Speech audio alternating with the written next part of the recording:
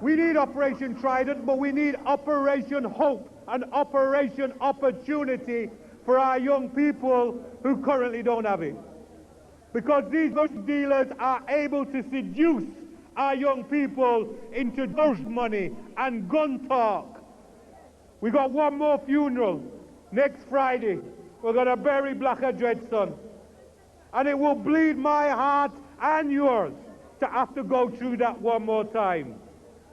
Because Black Dread, my spar, my friend, his son is dead. Then how soon is it before my son is dead or your son is dead as a consequence of the madness that's going out there on our streets? From New Year's Eve through till today, the 6th of January, it's gone absolutely mad. We've had 2 murders and 13 other shootings in a 6-day period. In terms of community impact, things are effectively getting out of control in South London. So it's absolutely essential that we as a command get to grips with that issue and try and bring some calm and sanity back to South London. In the heart of Kingston, Jamaica, where the rhythm of life is accompanied by the harsh beat of crime, Kevon Forsythe's departure from poverty seemed like a rare triumph. At 19, he left the dangerous streets, setting his sights on Brixton in hopes of a brighter future. However, his dreams were absolutely shattered when, within 6 months, he fell victim to the very violence he sought to escape, gunned down in a Brixton shop doorway after a dispute with 3 youths. Trident, an investigative unit formed in response to the black community's outcry against rampant black-on-black shootings, took charge of Kevon's case. But gaining the trust of witnesses and informants was a constant struggle, hindering progress in the investigation. The silence of the streets spoke louder than words. Meanwhile, another Trident team, in a separate pursuit, managed to arrest Owen Clark, a notorious drug importer, unwilling to stop at mere incarceration. Trident set their sights on dismantling Mr. Clark's criminal empire, vowing to seize his ill-gotten gains. The pursuit led then to Kingston, Jamaica, where they collaborated with local law enforcement and the army to embark on their most ambitious operation yet, unearthing hidden millions. As Trident juggled international operations, London found itself in the grip of a sudden and alarming spike of shootings and murders. Trivial disputes escalated into deadly confrontations, leaving the city on the edge. In a tragic turn of events, the son of a respected community leader became a victim of a drive-by shooting, intensifying the urgency for action. Trident, now facing challenges on both fronts, launched an emergency operation in London. Renowned gunmen were apprehended, and the immediate threat seemed to subside. However, in the shadows of unresolved cases and the complex interplay of crime and justice lingered over both Kingston and London. The story unfolds as Trident navigates the intricate web of crime, chasing justice across borders and battling against reluctance of communities to break their silence. The threads of Kevon's past, Owen Clark's empire, and the rising violence in London weave together, creating a tapestry of suspense, intrigue, and the unrelenting pursuit of truth. Kingston, Jamaica's capital, is one of the world's most dangerous cities. In the downtown ghettos, gangs rule by the gun. There are 3 murders every day. Downtown, people live in abject poverty, overlooked by Kingston's rich and elite uptown. Those who can leave in droves, looking for a better life away from crime.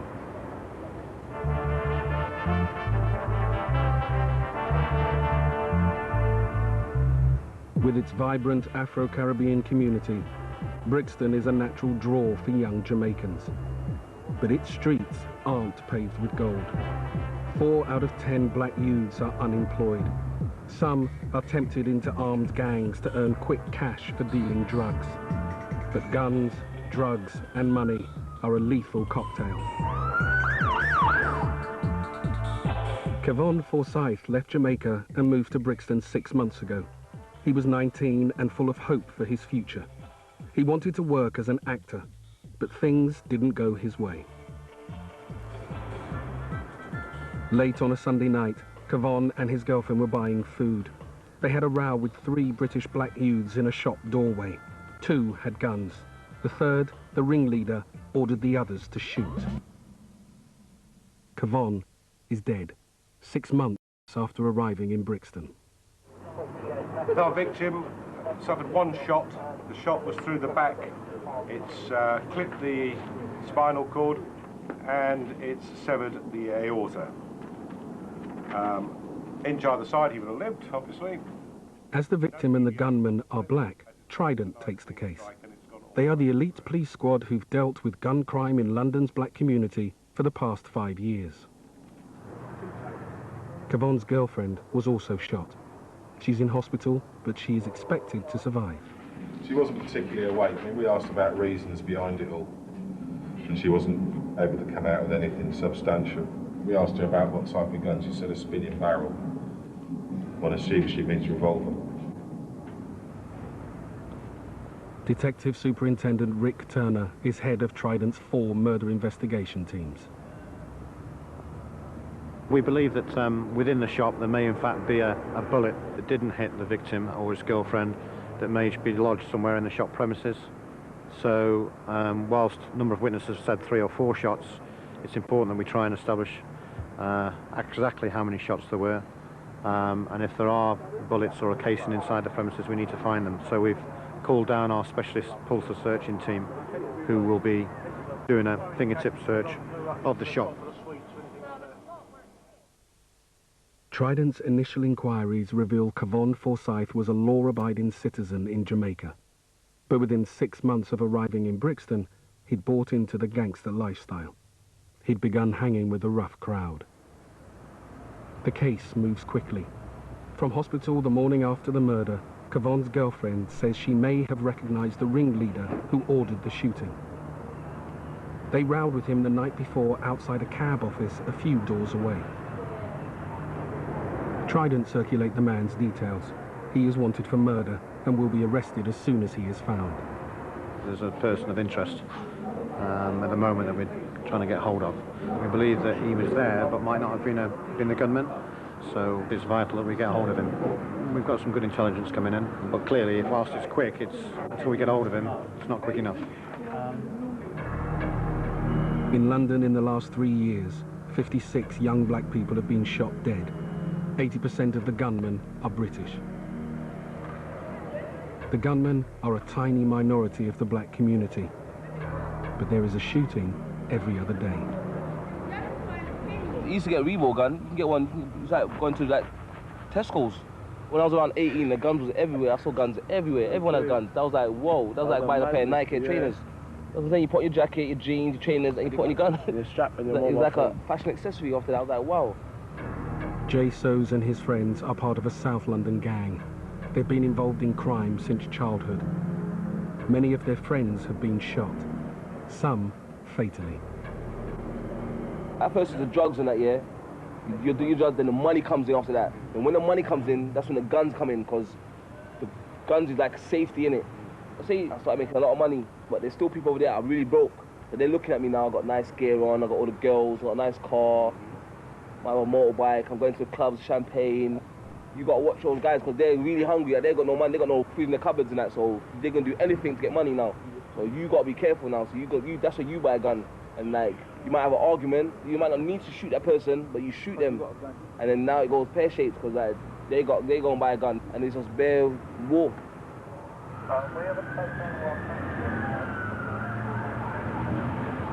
It's a week since Kevon was murdered. So far, no one wants to talk. The street and shop were busy at the time, but everyone claims they didn't recognize the gunman. Trident's murder team are back at the scene, appealing for more information. You know anything about it? Were you about it last week? It was a double shooting, all right? This young man lost his life. Might have something in the pub or whatever, you don't know. There will be people out there who will know these individuals, who will know what they've done, and they will just think, well, I wasn't responsible, so it's not my duty, or I'm not going to tell the police who they were. That's a sad part of society, but all we can do is continue to keep appealing to people. Police were just looking for witnesses to a murder that happened just down this road. I don't know if you were passing by. As far as I'm concerned, every undetected murder, you know, is one too many. Any murder's one too many, but particularly if it's undetected, because Part of the finalisation for the victims' families, I believe, is that they see that there is someone who's responsible for their member of the family's death is brought to justice. Whilst it's undetected, they don't have that part of that fuller closure. Kevon's mother, Margaret, lives and works in England to send money home to support her Jamaican family.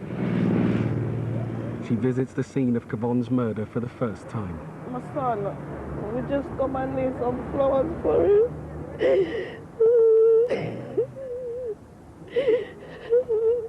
Well, he had one on Sunday. Yeah, the Sunday died. Yeah, the 26th. Yeah, that's 20. yeah, yesterday. Hold them on the porch. My life without Kevon is not the life before. I've lost my son. A part of me is gone.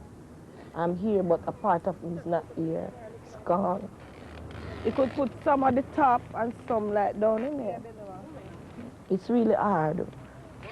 Really hard. And sometimes I feel angry. Sometimes I feel vexed. I feel as if I'm gonna die.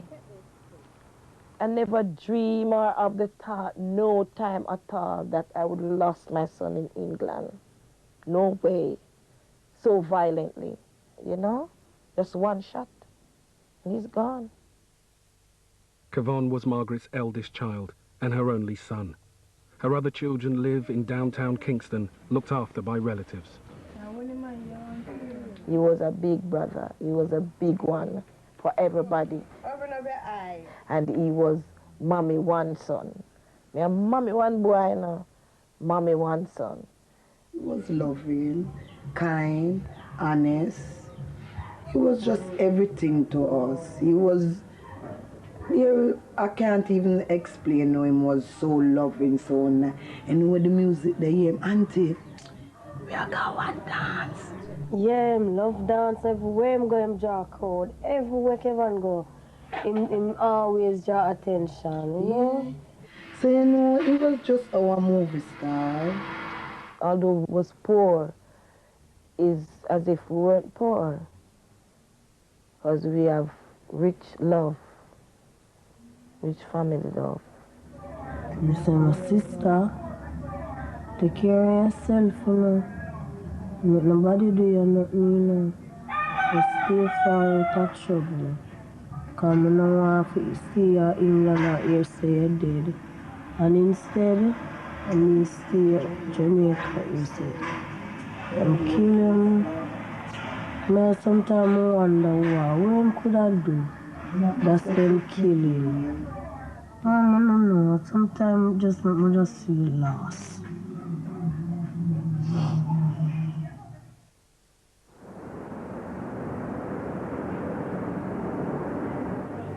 While the murder team continue investigating Kevon's killing, other Trident teams attempt to prevent future murders. They target well-known criminals involved with drugs and guns. John Coles heads Trident's team of 350 men and women. He believes preventing shootings is the only way forward. If we can get intelligence that an individual has a gun, is actively drug dealing, is actively engaged in supplying guns, then we will target them with a view to taking them out. And we take them out for any offence we can get them for. The idea is to get him off the streets, because if he's off the streets, he can't shoot anybody. In 3 years, Trident has seized 450 guns and 7,000 rounds of ammunition. They've found 960 kilos of drugs and over £800,000 in cash. They have 2 proactive teams that target key criminals, trying to stop the flow of drugs and guns. Trevor Gardner has worked on Trident's South London proactive team since it began 5 years ago. I'd like to think from the community's point of view that we are doing them some good, that we are taking guns and we're taking drugs off the streets.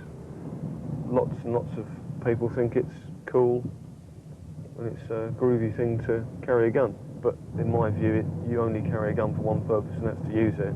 All they do is bring misery to people's families, loved ones, and ultimately to the person that pulls the trigger. Trevor Gardner's team is working on their biggest case yet. 45-year-old Owen Clark was head of a huge drugs empire running cocaine from Jamaica to the UK. Trident reckoned he cleared nearly £1 million a year.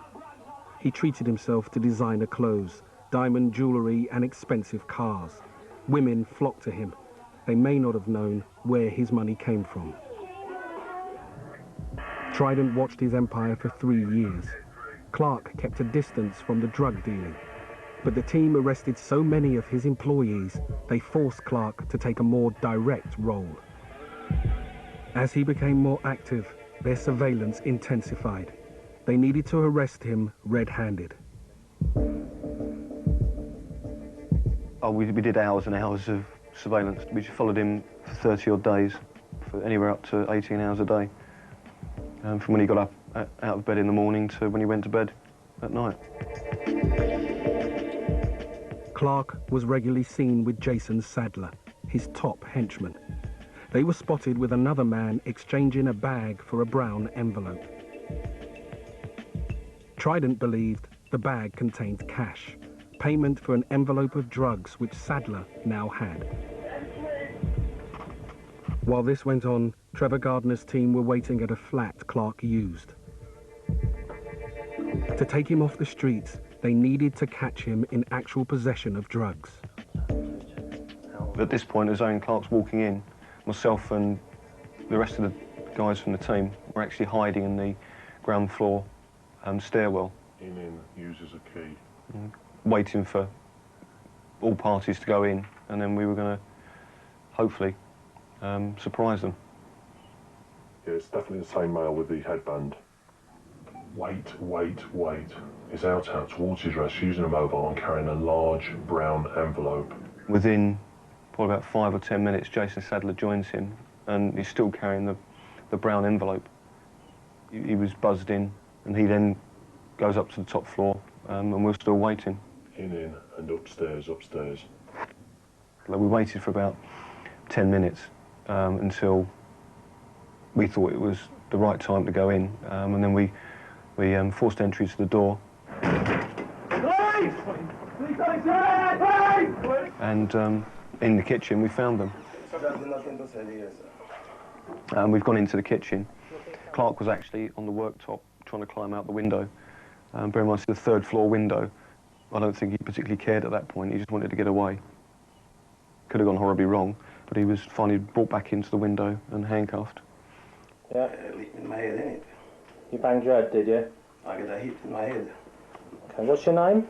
Owen Clark. What's your surname? Owen Clark. Okay. On the little kitchen table was a large packet of crack cocaine. After 3.5 years of painstaking investigation, they caught Clark and Sadler red-handed manufacturing crack cocaine. And it was quite a tense moment, but it was also the exhilaration of the 3.5 years' work. But it was a judgment call and the correct one, and we got the jackpot. Sadler pleaded guilty to supplying crack and was sentenced to 5 years. Have been arrested for conspiracy to supply Class A cocaine. Clark's lucrative drugs business was over. He was found guilty and sentenced to 13 years. With Clark safely inside, gun crime in London fell. But Trevor Gardner isn't prepared to leave it there. He believes Clark earned a massive amount from his illegal trade. Clark was rarely seen without his diamond-encrusted bling. After his arrest, Trident seized all they could find. This is Owen Clark's jewellery. He says they were gifts and he disputes the valuation, but you feel the weight. I mean, that is good quality jewellery that's been well made. Just those 3 items, I think, were valued in sort of the region of about £10,000 or £12,000. So it is big money. It is big money. They had his jewellery, but wanted his money. Trident's money laundering expert, Alan Johnston, was called in. Quite often, the motivating factor behind the kind of shootings that Trident deals with is actually money. And if we can, yes, we will take the shirt off their back. And hopefully, we'll take some of the glamour out of crime. Because you don't look too glamorous or criminal when you're driving around in a beat-up car with clothes that you've maybe got out of a charity shop or last year's fashions or whatever else. So the idea is we will take the profits out of crime and we will take a shirt off the back if we can. No drug dealer can be allowed to profit from drug dealing. We've got to track down, find their money and retrieve it. They shouldn't just sit in prison, do their time and then come out again with hundreds, millions of pounds, who knows. It's got to be done to make other drug dealers see that we're not just going to put them in prison, we're also going to take their money from them. I think that hurts the criminals more than doing the time. Tracing illegal cash is an international money puzzle. It will be months before they know how much Clark is worth.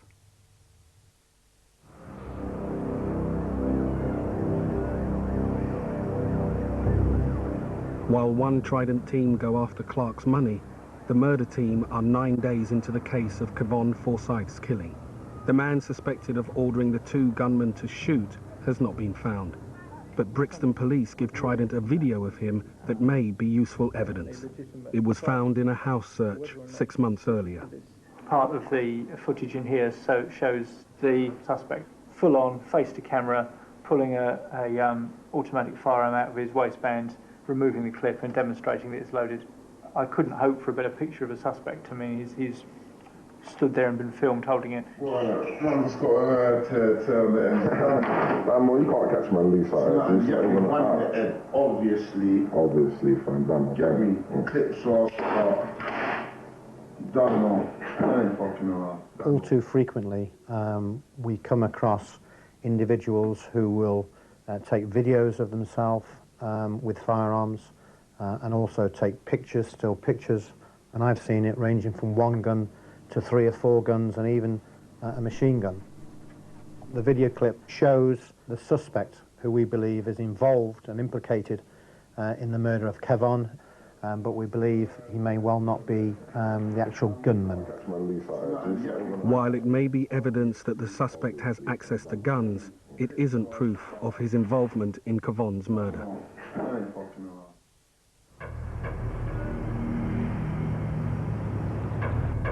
Trevor Gardner's team have researched Owen Clark's assets in the UK. In London, they've found 2 houses he owns worth £500,000. But the paper trail is leading to Clark's home country, Jamaica, where he may have more property. John Coles heads there on an operation to find Clark's illegal gains. Jamaica, where it is in the world, is a fantastic stopping off point for people who are bringing cocaine from South America. And obviously with the historical links with Jamaica, with the Windrush and people coming over here in the 1950s, many of the people who live in Jamaica at the moment have relatives and friends in the United Kingdom who they can use as cover when they're engaged in drug dealing. There's this thing about getting rich quick, because I'm not going to live for very long. And, you know, fast cars, women, the bling-bling, all that type of thing. And some of them got the attitude, I've got to get rich quick because I'll be dead by the time I'm 25. And quite often, in many cases, that's true.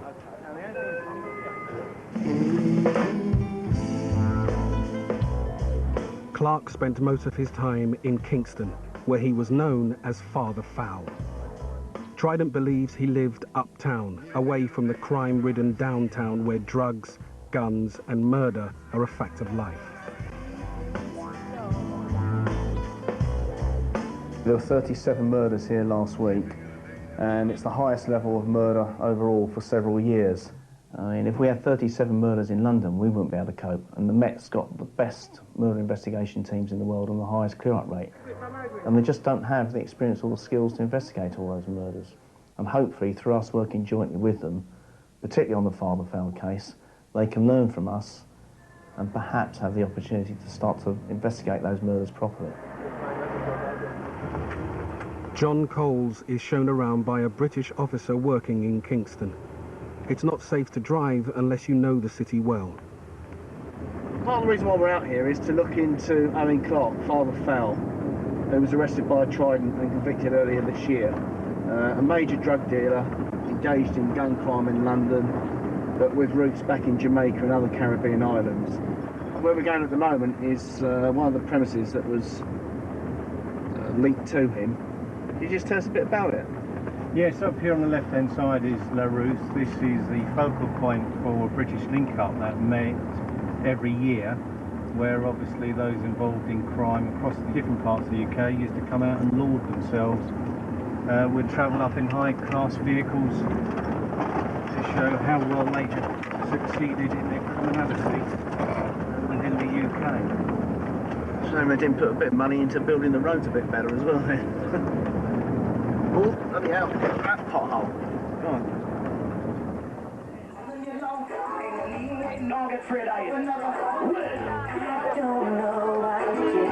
Clark was a major player in Kingston. His reputation as a music promoter covered up his drug running and helped launder his profits. His famous British link-up parties drew thousands from Jamaica and the UK. Sleeping in a dangerous time. They are sleeping when they ought to be wide awake. Trident work with the Jamaican Constabulary to search for Clark's illegal earnings. Between them, they've identified 5 properties they think he owns. They all need to be searched. They'll use the Trident approach, early, mob-handed, and at the same time. Trevor Gardner and 4 other Trident officers joined the Jamaican Constabulary and Defence Force in the biggest operation Jamaica has ever seen. The investigation surrounds one O.M. Roger Clark, who is more popularly known in Jamaica as Father Fowl. He was convicted in the UK in June of this year and sentenced to 13 years imprisonment. What we're doing here is pursuing the financial investigation into his money laundering activities. On gaining entry to the premises, we ask that the MIT team clear the area and do the search for drugs and guns. Following that, the FID team will do a thorough search for documents, as is a financial investigation. It'd be nice to find where his money is and quantify exactly what properties he's got, how many cars he's imported, and try and figure out somehow how wealthy he is. The ultimate would be finding a bank account in his name, or one of his names, with millions and millions of pounds in it, but we don't know. We don't know. Because some of the properties are in a dangerous area, the Defence Force use helicopters. The concerns are that there could be hostilities. We'll see what happens. I mean, it could go horribly wrong, but then again, everything could pan out and we have a massive result. Sleeping in a dangerous time.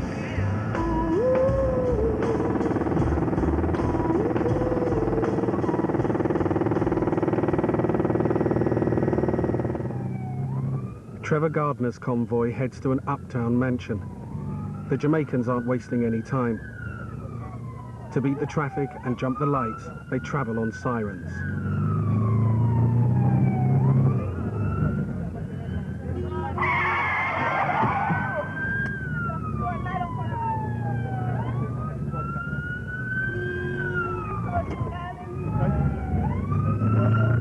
Interesting.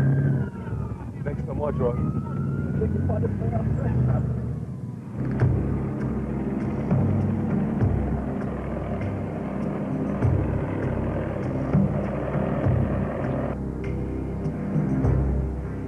This convoy heads through the no-go downtown area of Kingston 11. There are 2 adjacent houses which they think Clark owns. He may have run his drugs empire from one of them.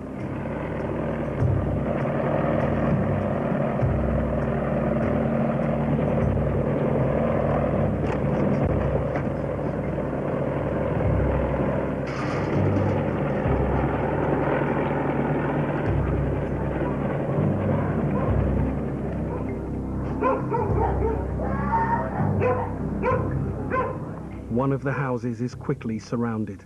The occupants come quietly. But next door, there's a standoff. People inside refuse to let the police in. It's illegal for Jamaican police to bash doors in like Trident would. After 10 minutes, a female officer persuades them to open up. They can now search for evidence.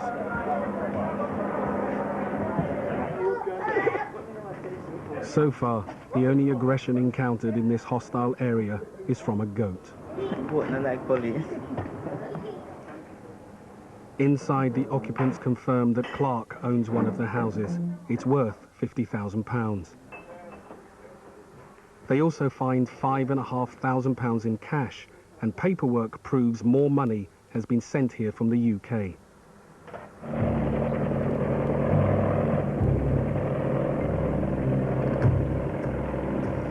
Trevor Gardner's convoy arrives at a mansion in the hills.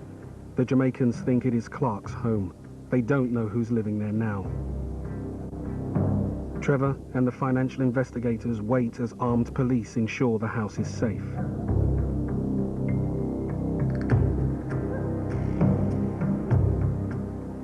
They got in quite quickly. No gunfire, so I'm happy. With the house secure, the search gets underway. So far, no paperwork links Clark to this property. It's possible that I could have known the person by seeing the person, but knowing the person's name. Because I've known a lot of people. If you bring certain people before me, I can say, yes, I know this person, but the name, I might not know the name, but that name don't clicks. I don't know what you're talking about. I don't know who is going Clark. You must have had some sort of intelligence. And if you have intelligence to have come to search this house, it's either mischievous or something. She says that she knows nothing about it. But there are a couple of things that will make a bit of sense. So, yeah, just some addresses and names and things don't aren't fitting. So we can keep probing, keep looking, see what we find out. I'm getting for a drink. Excuse me. The occupiers prove that they have owned the property for years. The intelligence suggesting this is Clark's home was wrong. In a third area of Kingston, the Jamaican police arrive at an exclusive complex. They think Clark owns 2 apartments here, worth over £100,000 each.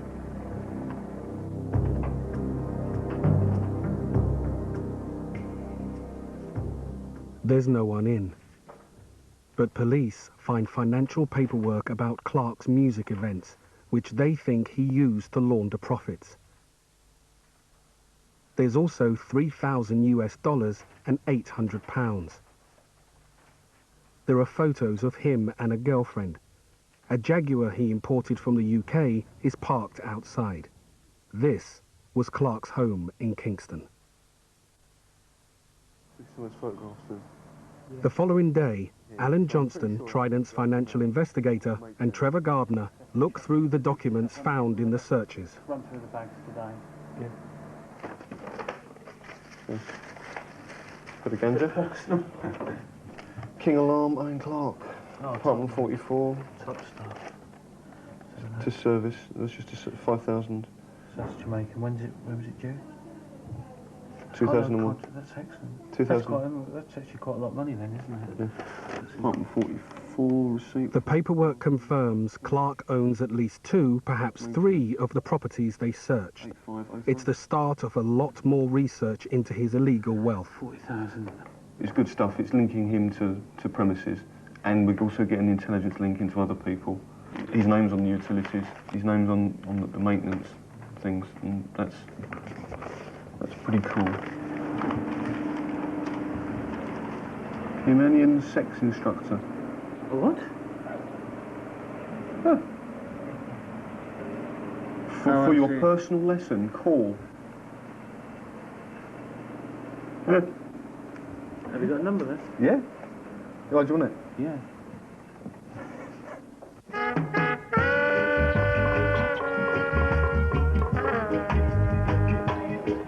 I've had an opportunity whilst I've been out here to get out into the poor areas, the areas where there's the real crime problems, and it really is really horrendous, the living conditions of some of these people, and you can understand why there is the attraction for them to criminal activity, because it's probably the only way that they can earn any money. In 2004 in Kingston, 1,088 people were murdered. To fight this epidemic of gun crime, John Coles arranges for some Trident officers to stay on and help the Jamaican constabulary. To some degrees, they are the British police service 20 years ago, and they need to come into the era of modern policing. They've got to get ahead of the game. They've got to take out the gunmen before the murders are committed. It's the only way, otherwise they'll never get on top of it. In Brixton, there's been another shooting. At 4:45 in the morning, across from where Kevon Forsythe was murdered, a black youth has been shot in the stomach. But unlike Kevon, he has survived. Detective Sergeant Pete Hine has investigated Trident's non-fatal shootings for 5 years. He's at a CCTV centre, hoping to find footage of what happened. He appears to be holding something. That's a gun, isn't it? Oh, yeah. Got a bit of shoot, isn't it? That's a gun, yeah, definitely. Oh. See that? Oh, what have we got here? Watch this, watch this. Oh, get down, see that? So that's about 20 feet high. Oh. He likes it, doesn't he? Yeah, he does like it. That's the man with the gun, isn't it? Yeah. They've obviously gone there prior to the victim turning up. They've had some sort of meet. And you can see just to the left-hand corner a flash, and then the victim hitting the floor. He gets up, runs off towards Brixton Road, and then you see one person on a bike. I believe he's just put a gun down his waistband there, and he's off. The victim was on a first-floor balcony. The shot blasted him onto the ground below. But as with Kevon's murder, no one wants to talk. Even the victim won't help Trident investigate. These people who are shot, a lot of them have actually carried out shootings in the past anyway themselves, and it's a case of like they don't want police to or won't cooperate with police because they'll sort out themselves. And unfortunately, this investigation has really come to a standstill for the time being. But on Kevon Forsythe's murder case, Trident get a break. 6 weeks after the killing, the man suspected of telling the gunman to shoot has been spotted. He's a mile from the murder scene. Armed police units are sent to try and detain him, while Trident officers race to the scene. 4 up in the car, he can go on Blues and Twos to the area now.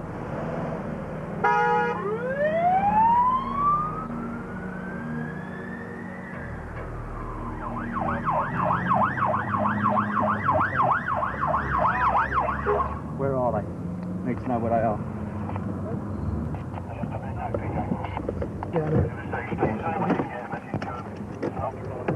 The suspect has been stopped in a car by 2 armed police units.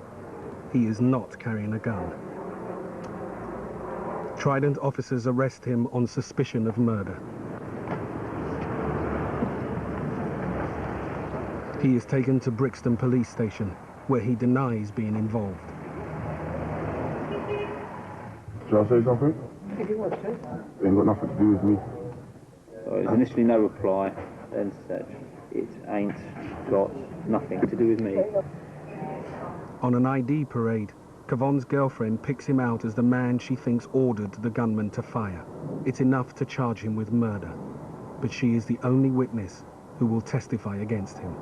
This case is proven difficult in terms of witnesses. There are a number of other people who were either in the shop or on the street directly out the shop, either before or at the time of the murder, who haven't come forward. That is always a major problem for us, because clearly we need to identify all people who were at the scene before and at the time of the murder, and in fact after, so that we can get to the bottom of the matter and find the truth. Kevon had 2 funerals, one in Brixton and one in Jamaica, where he is buried. From the moment I put my foot in that church, I hear the organ play, I just couldn't stop crying.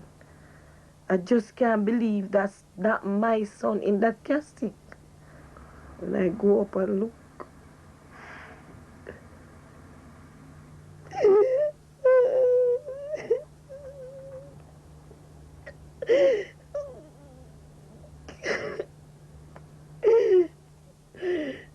one son. Not only just a son, but just one son. You know.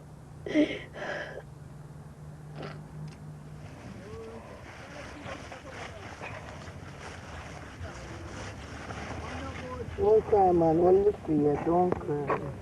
Sometimes my head hurt me because me I worry and I wonder. Mommy still in England and then kill Kevon in England.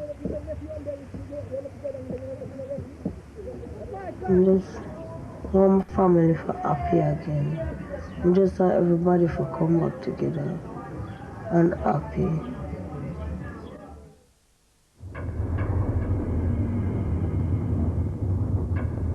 There has been another shooting.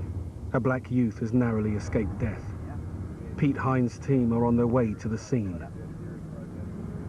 The victim has gone round to his friend's flat where he's met up with 3 or 4 other friends. For whatever reason, they've had an argument over some PlayStation game of all things, resulting in one of the persons in the flat producing a firearm and shooting him towards the victim, hitting him in the arm and the leg. Yeah, it's amazing what you get shot for, really. Youths that regularly carry guns now use them to settle petty disputes and disrespect issues. We've got a bullet in there, we've got blood in the flat, on the door mainly, of the lounge into the hallway. Nice. We've got a bit of blood on the carpet down by. So where do you think he was actually shot then, John, would you? Would you suggest? That, I'm not totally sure. Because he said he was playing with his laptop, wasn't he? So Yeah, he's if he's got his laptop on his lap, yeah, and he's sitting around there, I'd say it's gone through that way. Right, okay. It shows the exit point as well, doesn't it? Police photograph the crime scene and collect forensic evidence. Local police have arrested the occupier of the flat, but they realise he is a witness rather than the suspect. Pete Hine hopes he will name the gunman. So when did you actually first realise that things maybe not as sweet and light-humoured as you first thought? When voices started to raise, before I knew it, I just heard a loud pop like a firecracker. And you know, the next thing I knew, there was a smell of gunpowder in the whole room. I then noticed like a long trail of blood on the wall, and I was like, oh God, somebody's been shot. Did you see a firearm? No. I think you did. I don't think I did. You took a long time to actually answer that question there. Because I'm trying to think, if I did see a firearm, I'd picture a gun, something big, shiny. I didn't see a firearm. I didn't see... You heard this pop. Now, if I hear a pop, surely you instantly look round, what was that? And you look round all of a sudden, and someone must have been standing there with something in their hands. No. Nothing at all? No, I didn't. Are you absolutely sure about that? I'm absolutely sure I did not see a firearm. 1 or 2 grey areas there. He can remember, you know, who was wearing last year's night shoes and what they were, but he can't remember who had the firearm and stuff like that. Nothing sort of adds up. 1 week later, Trident receives information from the black community suggesting who the gunman was. A person who lives in the Peckham area, Camberwell, Peckham, that area, is boasting about the shooting, that he shot someone, and that he feels that he's got away with it. So obviously we've checked our intelligence database, and we've come up with a person who's running with the Peckham boys. On the police national computer, he flashes violent weapons and drugs. So you got the generic name, the Peckham boys, but then you've got all different little crews from that make up the Peckham boys as a whole. It's almost like a ladder system, really, within a gang. You start at the bottom, you've got to prove yourself, and the only way to do it, as far as they're concerned, is going out to shoot somebody. While the suspected gunman has been identified, the witness has disappeared. He has left his flat and job and changed his phone. Without him testifying in court, the case may fail. Mark case. Trevor Gardner and Alan Johnston are 4 months into tracing his illegal wealth. So far, they've found £750,000 in property, cars and jewellery. Once their research is done, a judge will decide how much Clark has to repay. He will assess it, and so you have made this X amount out of the proceeds of crime, and you have got to pay this amount.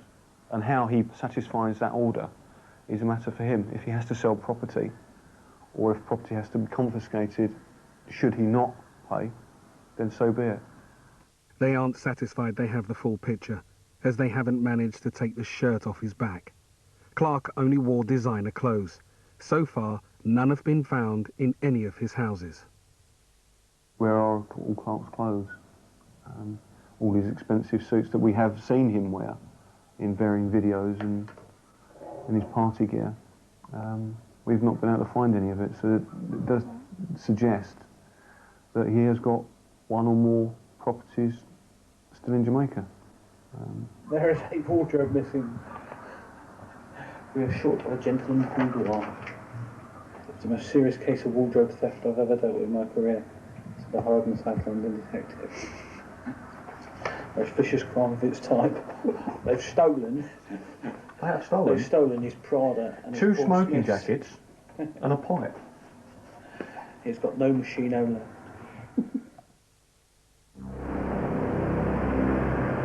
At the Old Bailey, Kevon Forsythe's murder trial has lasted a fortnight. Kevon's girlfriend is the only witness to identify the accused. She thinks he was the ringleader who ordered the gunman to fire. Having considered the evidence, the jury has just returned their verdict.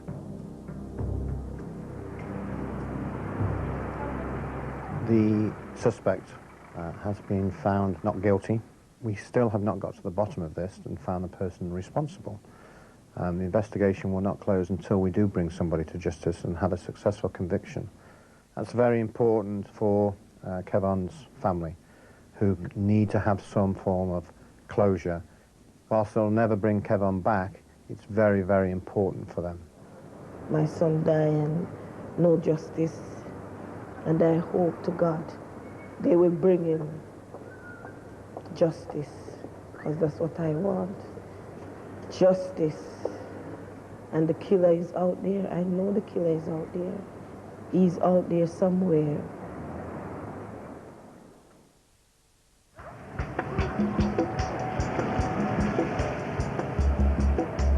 While Kevon's killers have not been found, Trident finished 2004 on a high. They have convicted 83 people for gun crimes. They will serve 730 years of prison sentences. 124 guns have been seized. Since Trident was formed in 2000, gun crime in London's black communities has fallen year on year. But the new year starts badly. There's been a spate of shootings and murders. John Coles calls his senior officers to an emergency meeting. From New Year's Eve through till today, the 6th of January, it's gone absolutely mad. We've had 2 murders and 13 other shootings in a 6-day period. In terms of community impact, things are effectively getting out of control in South London. So it's absolutely essential that we as a command get to grips with that issue and try and bring some calm and sanity back to South London. One of the murders was a drive-by shooting. The victim was Solomon Martin. His father, Blacker Dread, is a well-respected community leader in Brixton. We don't want no guns in Brixton, in London. This is not about living that American life or that fantasy life or that movie life, as I call it.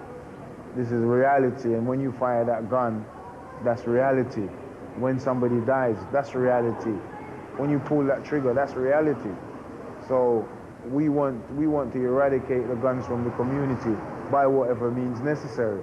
Independent advisors arrange a rally to express the community's outrage at this high-profile murder. We need Operation Trident, but we need Operation Hope and Operation Opportunity for our young people who currently don't have it. Because these drug dealers are able to seduce our young people into drug money and gun talk. We got one more funeral next Friday.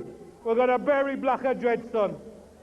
And it will bleed my heart and yours to have to go through that one more time.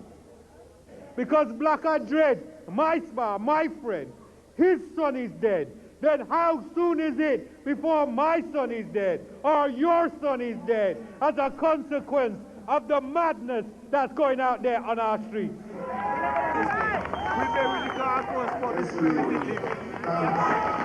You have to stop this stupidness. The one thing have to stop.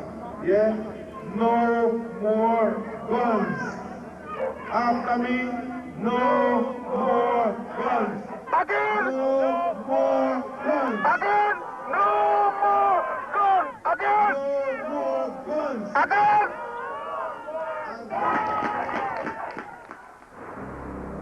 The black community have worked with Trident to identify a group of men they believe are behind some of the recent shootings. 120 officers, including surveillance and firearms teams, gather for an unprecedented operation. The reason this is such a big operation is quite simple. Over the last few weeks, we've been looking at a couple of individuals and their associates who we've started to realise have been responsible for at least one murder, if not two, and possibly even three murders in the last 3 or 4 months or so, and other shootings in London. I have to tell you that they are extremely dangerous individuals. They have carried over the last few months a variety of weapons, so it's absolutely essential that whatever we do as professionally as we possibly can in terms of officer safety during the arrest of these individuals. I wish you the very best of luck. I'm praying you're going to get a result for me today. Some of the old faces are here from the old days, so you might deliver something for me. Good luck. This is probably the most important operation we've done for a number of years, because if we don't take these people out, they are going to shoot someone else. The problem we've had is we had no idea where they were living. You know, they're the type of characters who live all over the place. They have no permanent address, and we had no means of identifying where they were. So it makes it very difficult for us to get control of them and try and target them to arrest them. If we manage to get them in a position today where we can arrest them, I wouldn't be surprised if they try and escape, either by obviously driving quite dangerously, which they will do, or even discharging firearms at our own officers. So, you know, in terms of danger, there is an extreme danger here for my officers as well as any members of the public. And hopefully the way the operation will go is we won't have any members of the public anywhere near what we're going to do. But, you know, you can never plan for everything. The officers split into 5 groups and head for different targets across South London. Yep, hello. Can't talk now. Bit of a situation about to occur. Later. Bye-bye. Steve Waller's team are on their way to one address. Armed police lead the convoy. There's a very sobering effect that armed police have on the ultimate bad guys. They do have a habit of calming them down somewhat.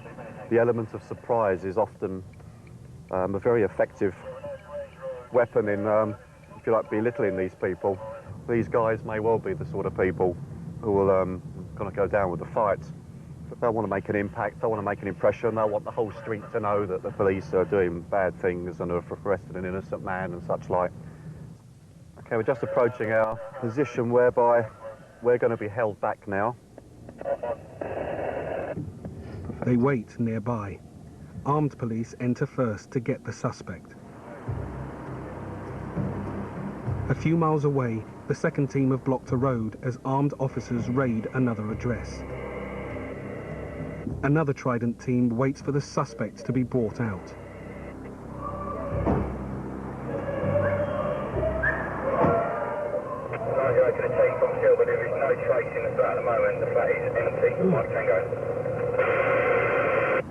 Boss, did you hear that? The flat is empty. They want to get up in the loft hatch, and they're unhappy with a line of sight on the roof. Police find no one is inside the flat, but a skylight is open in the back attic bedroom. The suspect may be hiding on the roof. If somebody's got through the loft space onto the roof and is hiding on the roof, they may well be armed. If officers show themselves, he may well shoot at them. So rather than place officers at danger, it's far easier to get a helicopter to do a fly past, check that the roof is clear before the officers go out there to commence a search. It's a risk assessment. Left-hand window, blinds have been opened. Back at the first address, things are going to plan. The guys have got into the premises. There's one female being identified and has been brought out of the address at the moment. But there she is now. Trident arrest team, saving Trident. That's our instruction now to go ahead. They've got the fella and we're going to go down and make the formal arrests. Alright.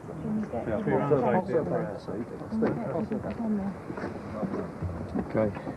Let's take him. Let's take him over here. Thanks very much. He's unsearched. Unsearched. All right, stand there, fella. Okay. I'm going to give you a quick pat down, okay? Make sure you're okay. Hey, hey. Yep. Don't talk shit, just let them do what they're doing, and that's it. That's it. I've just patted you down now, fella. Hey. Go back inside. You listen to me carefully. I'm arresting you for conspiracy to murder. Do you understand that? The suspect is arrested for possession of firearms, 4 counts of conspiracy to murder, and 5 attempted murders. I think he acquiesced, okay? He was in bed, I should imagine, or halfway through having a bath, so he must have been very, very surprised. But, yeah, there was no problem. He had no alternative and came out. And, you're right, that was that. Happy?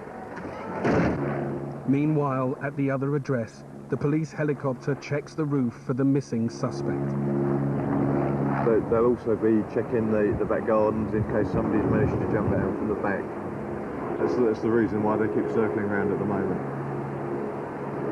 So I think if there was anybody there, the chances are they would have found them by now. So I think it's one of those unfortunate occasions where, you know, despite our efforts, we've got it wrong. Right place, wrong time.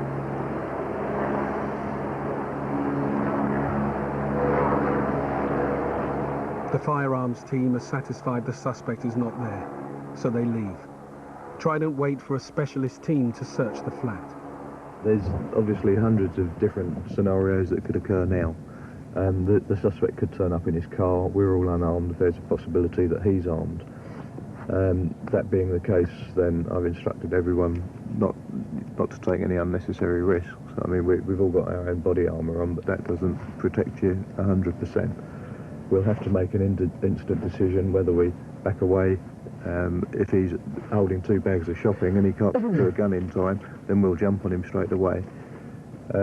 If he's walking along with his hands in his pocket, then it's a completely different kettle of fish. We'll probably just back off and call in the armed units and start as we were. The suspect is arrested on 3 counts of conspiracy to murder.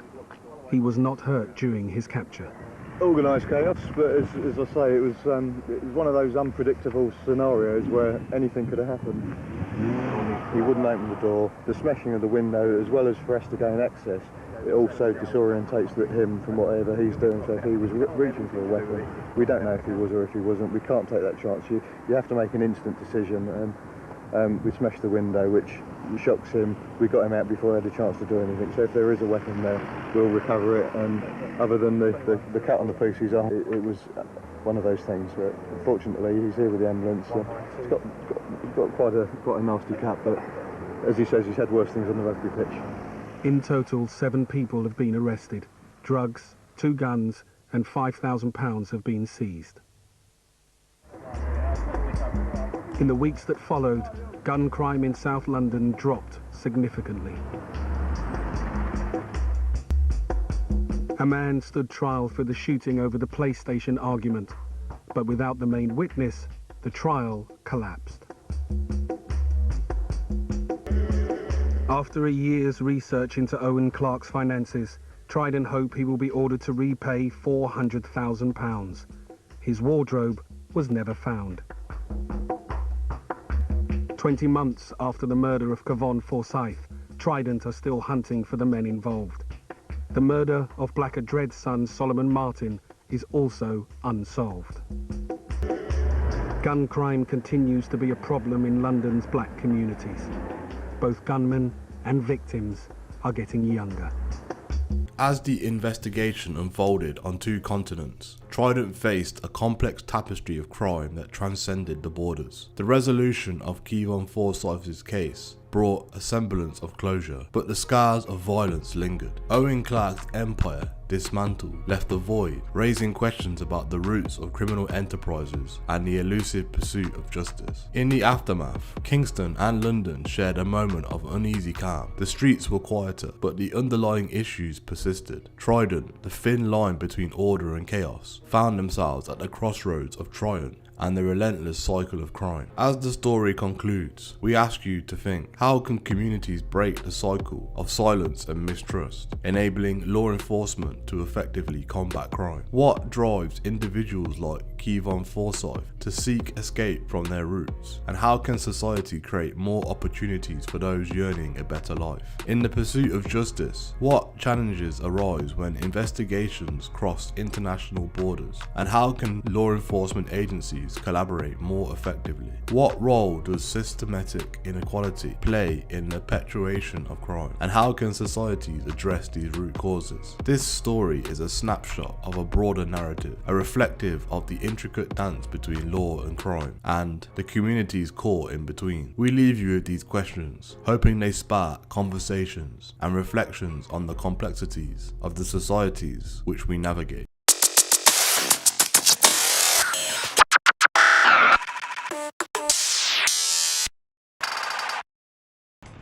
As we took the bandage off, it was apparent that there was a lot of brain and dead matter and bone fragments coming out through a large irregular wound in the right side of Douglas's head, approximately here.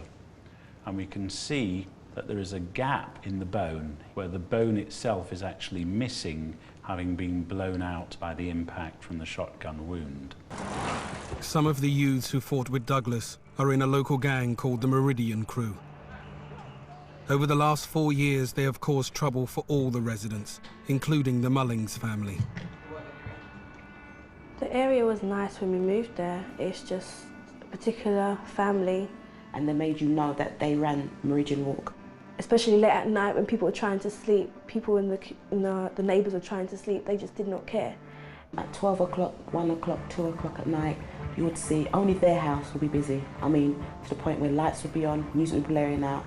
Pirate radio stations, you'd see girls running in and out of the houses, fights outside that involved guns, and you see little children running for their lives because to see two grown men fight, even if it's play fighting, it's very scary.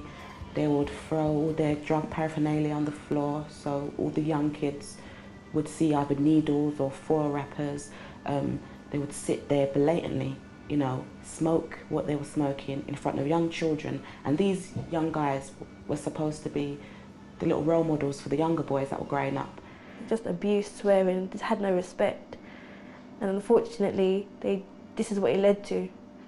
Meridian crew, we just been chilling on the roads, you get what I'm saying? A lot of shit's happened since you last seen me and shit. You get what I'm saying? A lot of shit. A lot of...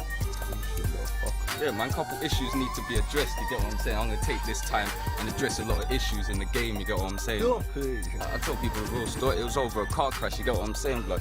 Like, my Prez T, you get what I'm saying, he was pushing a Merc, you get me, and fucking, he crashed it into some guy's Honda, you get me? The Honda wasn't even all that, you get what I'm saying, blood? But fucking crashed it into the guy's whip now, and fucking, Tutus is coming out with a shank now, looking to shank up, man, and shit, over a little fucking bumper scrape, you get what I'm saying, blood?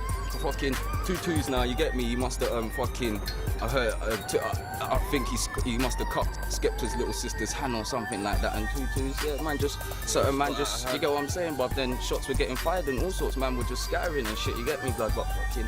The notorious Meridian crew, a hip-hop and grime collective, cast a long shadow over London's grime scene in the early 2000s. Many of the crew's members grew up on Tottenham's rough Meridian Walk estate, which became a hotbed of crime and violence. The Meridian crew first rose to prominence through their hardcore, controversial lyrics on pirate radio stations like Heat FM. MCs like Big H, President T, and Bossman embraced a gritty roadman image, rapping about guns, drugs and crime. Some members had brushes with the law themselves. By 2004, the unruly antics of the Meridian crew and their associates made life hell for fellow Meridian Walk residents. Loud partying kept neighbours awake all night intimidating gangs of teens openly smoked cannabis outside the radio station studio. The Meridian Walk housing estate in Tottenham was plagued by the antics of a notorious problem family and the gangs they attracted. Loud music and shouting kept residents awake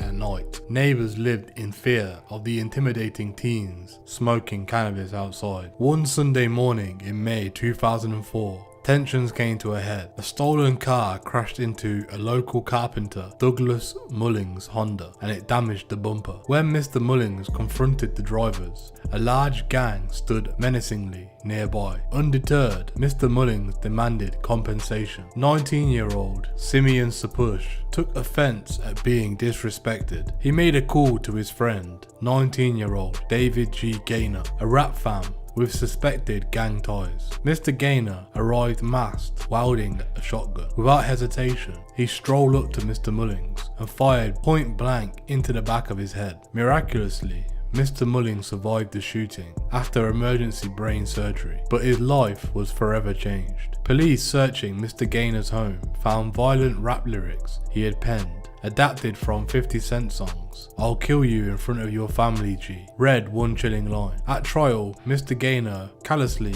claimed he thought the shotgun was a replica when he pulled the trigger. Mr. Sapush and Mr. Gaynor were both convicted of attempted murder. The judge condemned Mr. Gaynor as an evil, callous and dangerous man for glorifying the shooting in the rap lyrics. For the residents of the Meridian Walk, it was too little too late. The problem family had made their lives hell and lured in violent youths like Mr. Gaynor. Mr. Mullings would never be the same again after the traumatic attack. Justice could not erase the damage done to the community and the Mullings family. The case highlighted how rap lyrics can glamorize violence among impressionable youths and how the criminal justice system struggles to prevent and address the social failures that breed such senseless brutality. Mr. Mullings was forever changed by those lyrics put into deadly action outside his home that fateful morning. Mum started a lot of crying and wailing, and our brother standing there seeing this strong man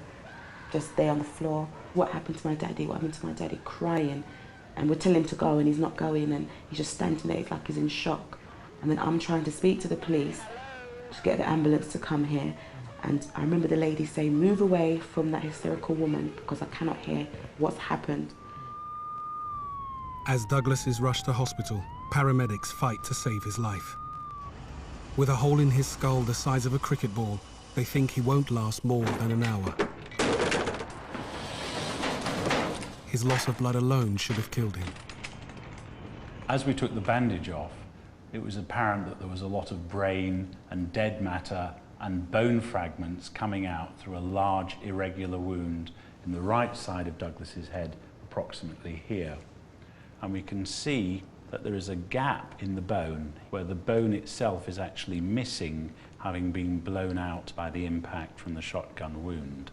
And this sideways view of the skull shows little round pellets. They hit the skull somewhere around about here. Some passed through the skull, literally blowing fragments of bone outwards, and one or two passing then inside the skull, with one in particular lying right in the middle of his brain. After surgery was completed and Douglas was taken to the intensive care ward, I then met his wife for the first time.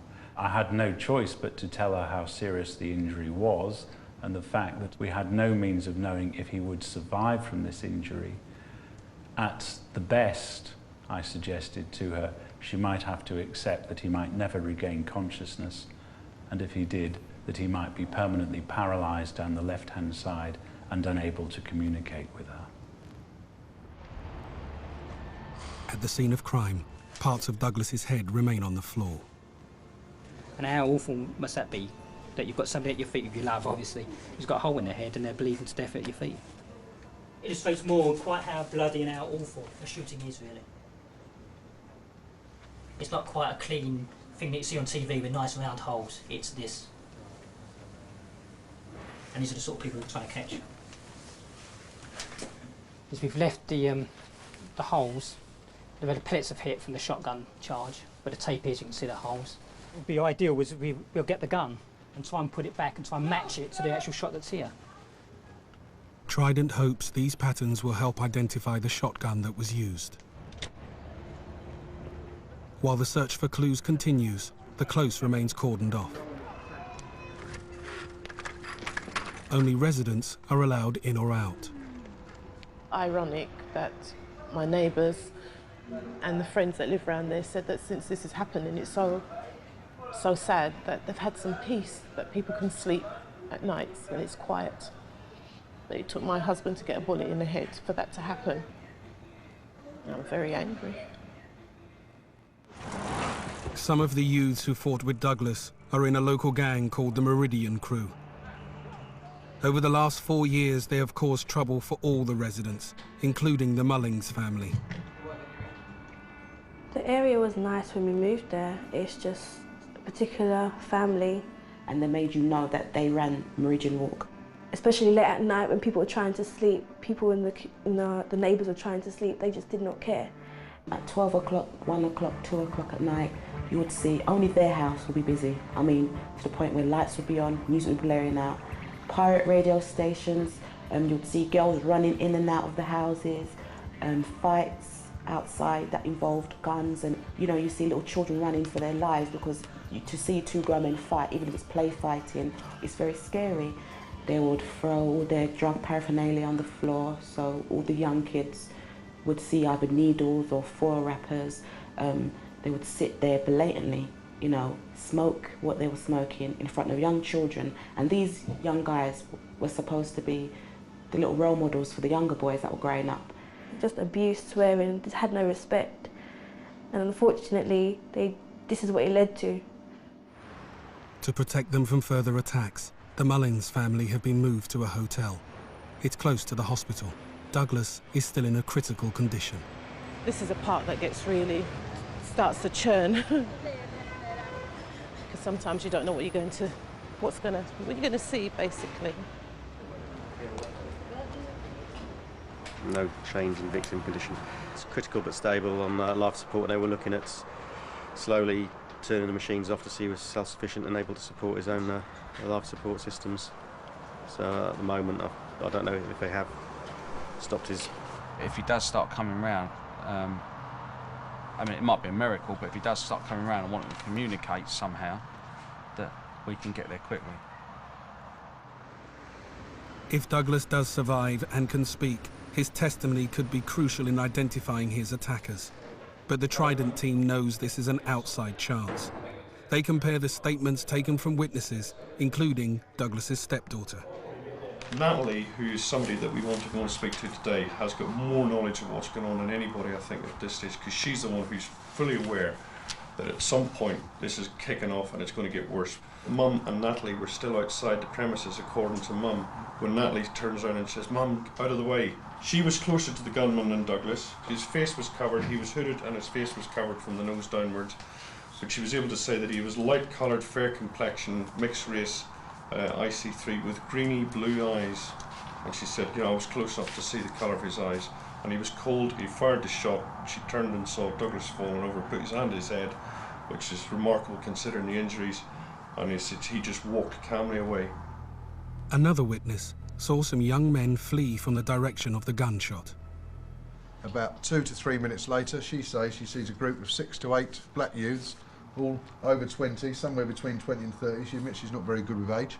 They're all sort of wearing baggy, dark clothing, but one of them has got this distinctive hat on. It's got the pieces that come over the ears with the tassels on the end, which are hanging down, and she says that one of them in the group states, "I'm glad I did that," as directly as they are outside her front garden, and she looks up and she believes that to come from the man with the hat. She would recognise them again and she's willing to go to court.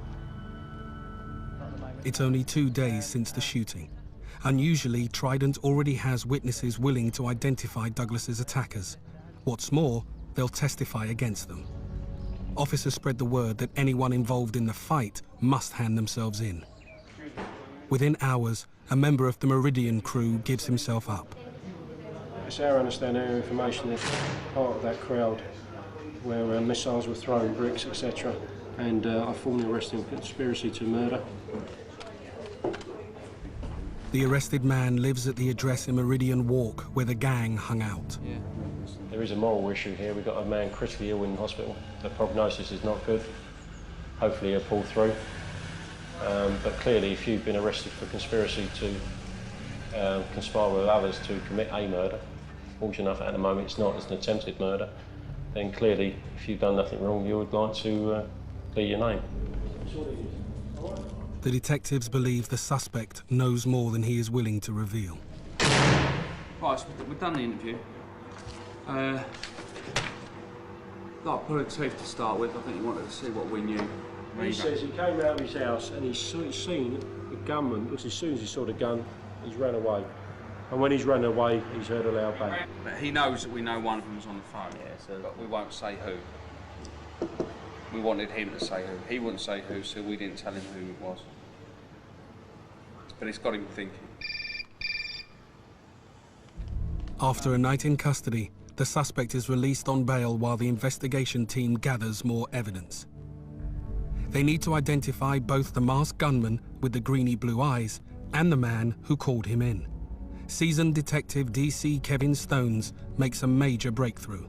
I like to go and tap into the local knowledge of the officers who know the local criminals on their ground. And after 20 minutes, half hour of running through the computer, up popped the face of David Gaynor, who you can see has got distinctive greeny blue eyes. Also went into the intelligence system, which shows him having access to a red Rover with the MG kit attached to it. 10 weeks before the shooting, 19-year-old David Gaynor was stopped in a red Rover. When approached, he ran away but was caught. A police check revealed he had twice failed to appear in court for possessing an offensive weapon. In the Rover at the time was another man. If we go into the custody imaging.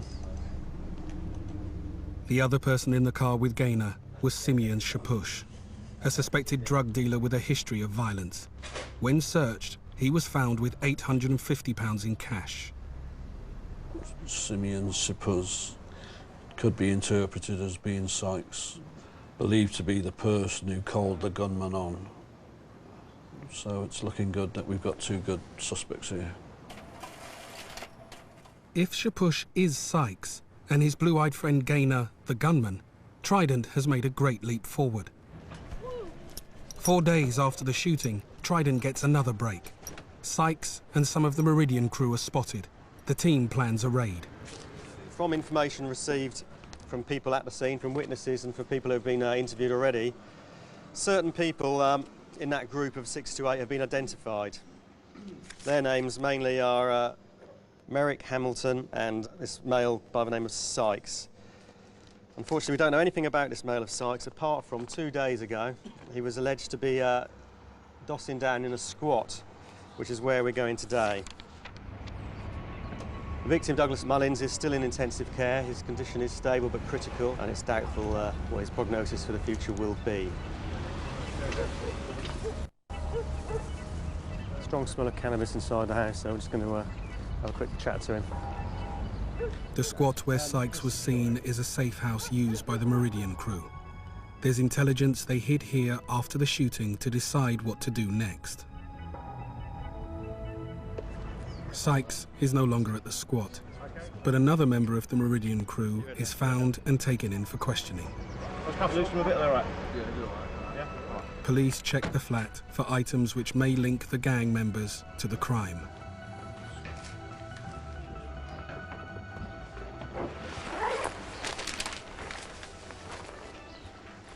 While the search team examines the squat, the arrest team heads for the family address of another gang member.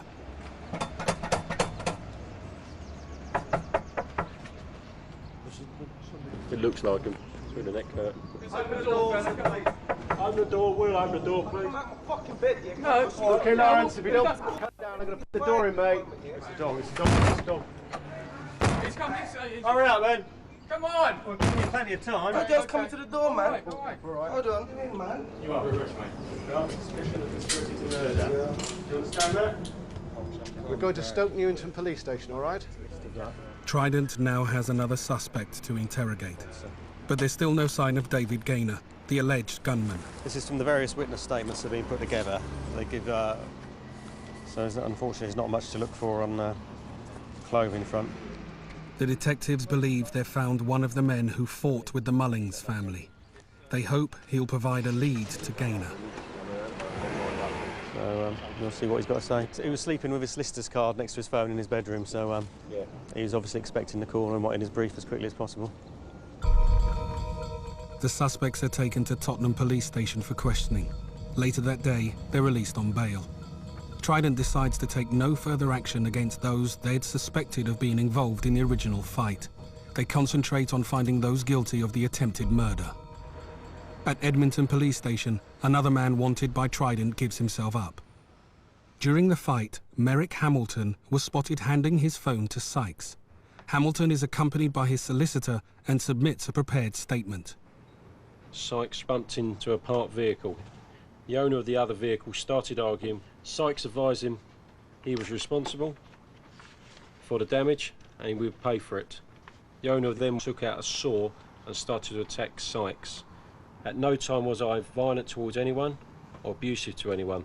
At no time did I see the gunman. At no time did he state they knew the gunman or arranged for him to attend. He elected to make no further comment. A phone has been seized and his SIM card, I understand, was secreted or placed, hidden, whatever you want to call it, on top of the architrave of the door in the kitchen. Trident has intelligence that Hamilton's phone was used to call the hitman who shot Douglas Muggings. But Hamilton refuses to comment. Without more evidence, police must let him go. At the hospital where Douglas Muggings is being treated, his wife remains at his bedside. It's been very hard when he doesn't open his eyes and when he doesn't make no response. And then I'm wondering what's going on. You know, are there any brain functions? What's going on? And that's when all my kind of fears set in one respect, you know, because you don't know. And then when I ask him a question and then he might blink, then I know that he's understood what I've said. That's the highlight for me every day to go and see.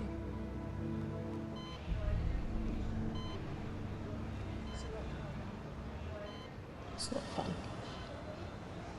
It's not nice.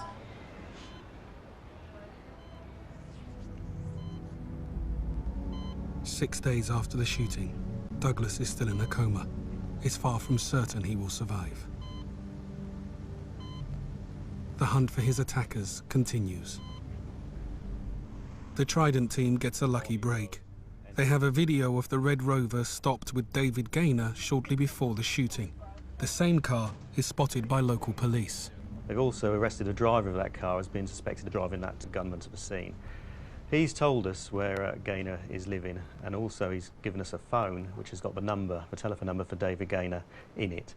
Now we're hoping that we can prove that this number is a number that was called from Meridian Walk to call him to the scene to carry out that shooting.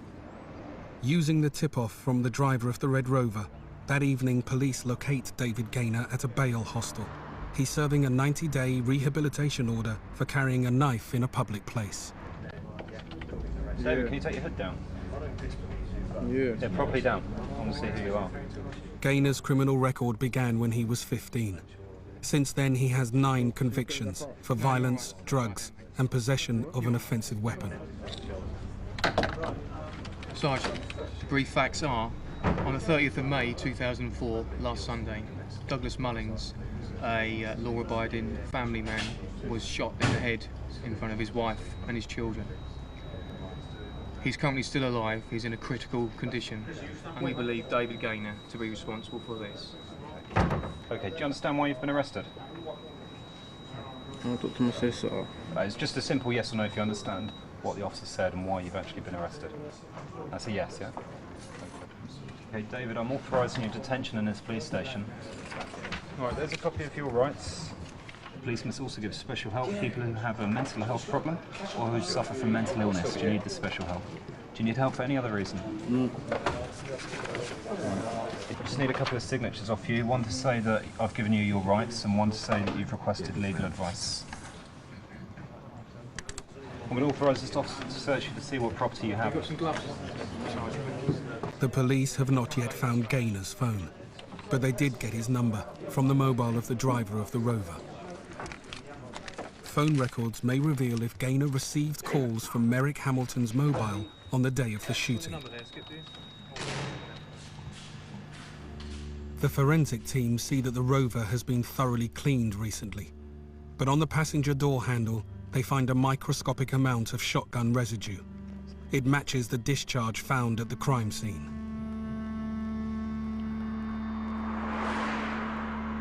At Wembley Police Station, Trident has interviewed David Gaynor twice about his involvement in the shooting. He refuses to comment. He knows that exercising his right to remain silent means he won't incriminate himself. The Trident team needs more evidence to charge Gaynor with the shooting. Otherwise, they'll have to let him go. He's had 36 hours in police custody, which expired at 9:15 this morning. And the way that it works is after someone's been in custody for 24 hours, we can get a superintendent's extension to keep him in custody for another 12 hours while the investigation's continuing as quickly as possible. And after that, the only method of detaining him further is to go to a magistrate's court and seek a warrant of further detention. And that was done this morning. That entitles us to keep him for another 36 hours in police custody. This means we've got to be doing everything as quickly as possible and we can't delay. And as soon as we've finished our investigation, we have to release him or charge him, one or the other. If a witness can positively identify Gaynor as the gunman, it may be enough to charge him. So police use video images of Gaynor and 8 other men in an identity parade. We've got in there at the moment the partner of the victim and also his daughter. Obviously, if it's positive, that is extremely good evidence to support us charging the suspect with the attempted murder. I went for the first one, wasn't him, and the second one wasn't him. And when I saw the third one, I said to the man, that's him. I knew I was going to see him, and I had confidence and faith that Operation Trident caught the right guy. So I was just waiting to see those green cold eyes and that bulging forehead, and I said, yes, that's him. It didn't take me not even 5 minutes, and at that time his solicitor was in the room, and I looked at him to make him know that I've got your man. I was very happy. You know, I positively ID'd him, and to this day his eyes are still with me. You know, I'm glad I ID'd him. He's been picked out by the daughter of the victim, who was stood no more than 2 meters away when he pulled the trigger. To formally charge Gaynor, DI Paul Gapper must get Crown Prosecution Service approval. I'll do them 2 there, and then we'll look in the case. If we have to get some more, we'll whack them on later. All right, thanks ever so much, David. Bye. Bye. Go for both. Possession with intent to endanger life and also murder. Attempted murder. We're ready when you are. Trident detectives tell Gaynor that he has been picked out as the gunman. He still refuses to answer. But during a cigarette break, he unexpectedly confides in DC Kevin Stones. David, there's a note of something you have said, and I'll read this to you. On Monday, the 7th of June 2004, whilst taking David Gaynor back to his cell after interview, he asked if he could have a cigarette. I, and that is DC Stones, asked the jailer if he could open the door to the area where people smoke. Within that area, David said to me, "You're a good officer, man. I need help. I could give you drug dealers, gun suppliers." I asked him if he knew where Sykes was. He said, "How can I trust you?" I said, "We know he called you on." He said, "I just went there to frighten them. I didn't know it was a real gun. The bullets were plastic. It said on the TV the man was shot in the back of the head." I said, but he is not dead." He said, "No, but he is going to be with that injury." I asked him where Sykes was. He said, "Glendore Avenue." Not all that often that you get somebody who will confess, albeit off off the record, but it was still a confession. Although I can't use it in evidence in court, it still proves that we've got the right man. And he realises that he's going to go away for a long time. The positive identification is enough for Trident to charge Gaynor with attempted murder. He is remanded in custody. Your mum phoned earlier on, right? She says she loves you very much and she'll be in touch. Okay? And maybe you can speak to the custody sergeant and get you to speak to if you want. Maybe in the custody. I don't want to phone her. You don't want to phone her? Oh, do you want some clothes tomorrow? Does anyone can bring some clothes down for you? So yeah, there we have it. Doesn't look such a cold-hearted gunman now, does he? Still, it's a right result, I think. It's a very satisfying moment. So it's the main man now, the gunman, has been caught and charged. There's 2 others outstanding, but of all the ones to get, this is the one that he'd won. And considering he was unknown at the start of the week, I think we've done phenomenally well. So, yeah, excellent, right good result. If Douglas doesn't pull through and he dies, obviously the charge will just go up on the murder.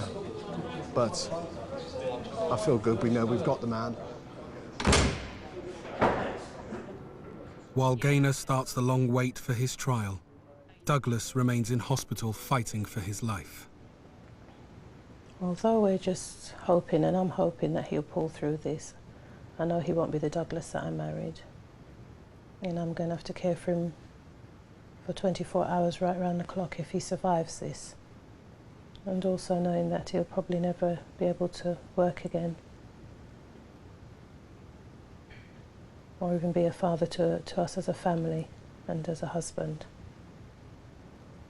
And I think the worst thing is that if he does survive this, I'm just so afraid that he may not remember me. It's 10 days since Douglas was shot. The code of silence that has protected so many gunmen is breaking down. David Gaynor has pointed the finger at Sykes as the man who called him in. Trident must act quickly. Sykes is a dangerous man.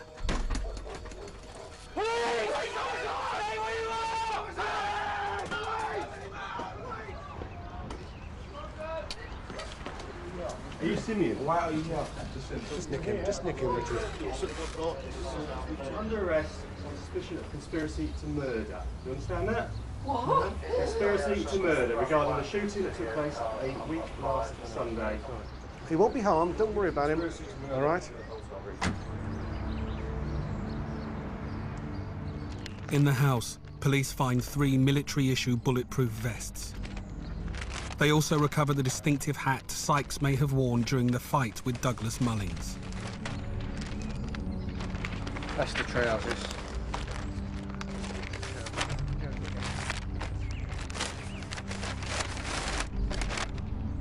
It's all gone well. We'll see what happens back at Edmonton.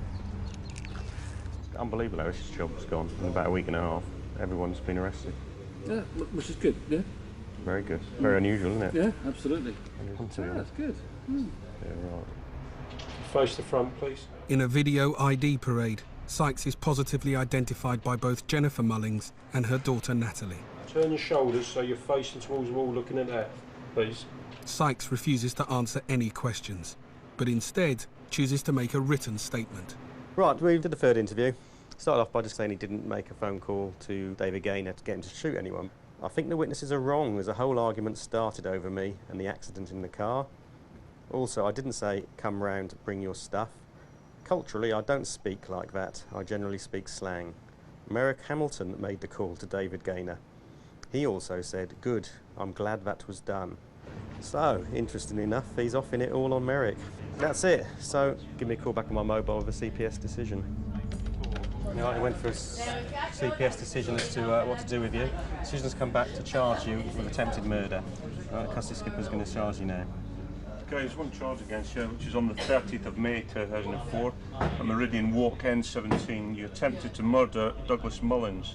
This is contrary to Section 1 of the Criminal Attempts Act 1981. In answer to the charge, you do not have to say anything. You may harm your defence if you do not mention something you later lie in court. Anything you do say will be given in evidence. That's 1345, no reply. Simeon, sign here to say that you made no reply. Sign anything wrong. Have we done fingerprints? DNA? No, we're going to have to say. It's declined to sign, can you? 3067. Sykes has his solicitor present. So been to go with his officers? You're going to get your... The evidence is quite strong against Sykes. He's been picked out twice. It's a very clear-cut case from our perspective that he's the man that's made the phone call to the gunman, to Gaynor, to come down to shoot Mullings. It was Hamilton's phone that appears to have been used. Both Shapush and Hamilton were together. They were both very excited, very aggressive. They were cutting their air through hand movements, and gun fingers were going on as if they were threatening, your man's going to get it, as if intimating that he was going to get shot. It's quite clear that Hamilton's got a part in this, and we'll wait and see how much of a part he had. Right, I take it you've got a uniform car playing eyeball on it, have you? 2 weeks later, DS Richard Davis is on the trail of two suspects who've been in hiding since the shooting. They were in the stolen Mercedes as it drove away from Meridian Walk. The Trident team fears they may have the shotgun used against Douglas. Right, I've got reason to believe, right, that you're concerned in the shooting of Douglas Mullings on the 30th of May. Okay? So this officer? Also, you were driving a Mercedes, which is stolen. Okay? So what I'm going to do is I'm going to nick you now. Okay, then. All right, and then we're going to go back and speak to the police station. So I'm going to formally arrest you, all right, for conspiracy to murder, violent disorder, and theft of a Mercedes motor vehicle. The vehicle that you're in, yeah, we're going to search that. That's not going to do it, bro. That's his car. I'm outstanding a firearm from the shooting, okay? Okay. So what I'm going to do is I'm going to search your car. Okay. I'm going to search your address. All right, so at the moment... Can I just ask one question? No phone calls can detain both of the purposes. Okay, can I just ask one question? Yeah, sorry. What's this got to do with what's your name? The young woman was with the suspects when stopped. They admit they've been to her house, which is nearby. It's probably got nothing to do with you whatsoever. Unfortunately, because you're with them and because they've been to your house today, I'm going to search it. I haven't been to those premises. You just said you had 2 seconds ago. No, I said I was outside of those premises. I haven't been inside. You ask your mum if I have set foot in those premises. I have not. I've not set foot in those premises. Right. She's now said that she was in the Mercedes, which had the accident initially on the day, which sparked up the whole thing. And we're not going to arrest her at this stage, as we don't think her involvement goes beyond being the girlfriend of one of the people there, really. So now we're just going to take her up to the address and we're going to start searching as all organised. And that's it, and hopefully we might find a firearm. Police can find no weapons in the car. But DS Richard Davis wants to search the girls' home because the arrested men have been there. The girl's mother and sister are outside. Are you happy with the connections with these people, or no, you're not at all? Didn't know. I knew he was a bit blooming slippery, but I didn't know like how bad. I think she's scared of him. The way she's acted with me, yeah, it was like she was being pressurised. I went through her drawers and found little wraps of something, whatever that was. I don't know what it was. So like, it could only have been him. We'll do. We're going to search your house. Yeah. You can come in with us. Obviously, just leave one if that's feasible, because we don't get too many people up in there when we start searching. And your house. So her bed where it's against the wall, they pull it out. She's made a hole, so the hole underneath of the bed is just space. Is that where she keeps the stuff? Is it? You tell me. This is the bedroom, and in here, under the bed, they found that. Appears to be a silver handgun, silver revolver with black taped handle. And so she's been arrested on suspicion of possession of a firearm. The dog has shown a lot of interest in this room, but in particular, of course, it's sniffed around a lot next door. And it's shown a lot of attention to that bottom corner there and the floorboard underneath it. But the dog's had a good sniff and it quite likes a lot of it around here. So I don't know if firearms have been here regularly or if it's just on the odd occasion. So I don't know whose room this is at present, but certainly we're going to call in our specialist search team and they can do the whole bit to make sure we don't miss anything. The search team does not find any other firearms. The gun found under the mattress is an imitation. The two arrested men are released without charge, but the team makes an unexpected find. What looks to be 16 kilos of cocaine. Where am I going to get bloody cocaine from? 16 keys of it. Where am I going to get it? Are you lot big or what? Do you want to finish? Let me finish. The girl, her mother, and a lodger are all arrested for possession of the cocaine. Can I quickly see him? Because I swear to God, this is out of order. He's being such a prick, keeping me and my mum in here for no reason. It's out of order. weirdo. I hate that little tramp. You had in your possession a large quantity of cocaine. The amount of drugs that were recovered are in the region of £500,000. The defendant is quite clearly financing his lifestyle through the supply of controlled drugs. From the circumstances and what the officer has told me, okay, I'm not going to grant you bail in this matter.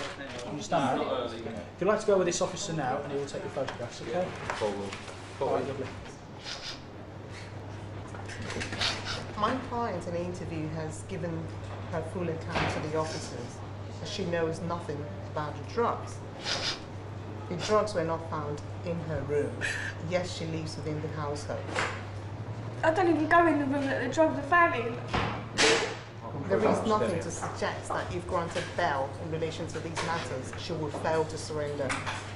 I've been bailed before and I'll turn up. It's not like I'm not going to turn up. She's only 18 years of age, of previous good character. I've listened to what the officer has to say, and I've listened to what your solicitor has got to say, and my decision is that I'm not going to grant you bail.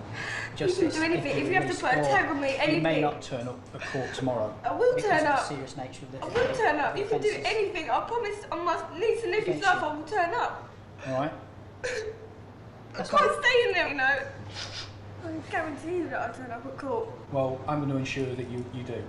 All right? And that means you'll stay here tonight. Okay? Police drop the charges against the girl and her mother when Philip Hadley accepts responsibility for the drugs. He's sentenced to 8.5 years in prison. The girl admits to being in the gold Mercedes when it dented Douglas Mullins's car, but she was not involved in the fight or the shooting. Phone records show that shortly before the shooting, 3 calls were made from Merrick Hamilton's phone to the alleged gunman. Witnesses say that Sykes actually made the calls, but it's enough evidence to charge Hamilton as well. The trial for the attempted murder of Douglas Mullings will involve Hamilton and 3 other accused. David Gaynor, believed to be the assassin. Simeon Shapush, known as Sykes, who allegedly ordered the assassination attempt. And the suspected driver of the car that Gaynor travelled in.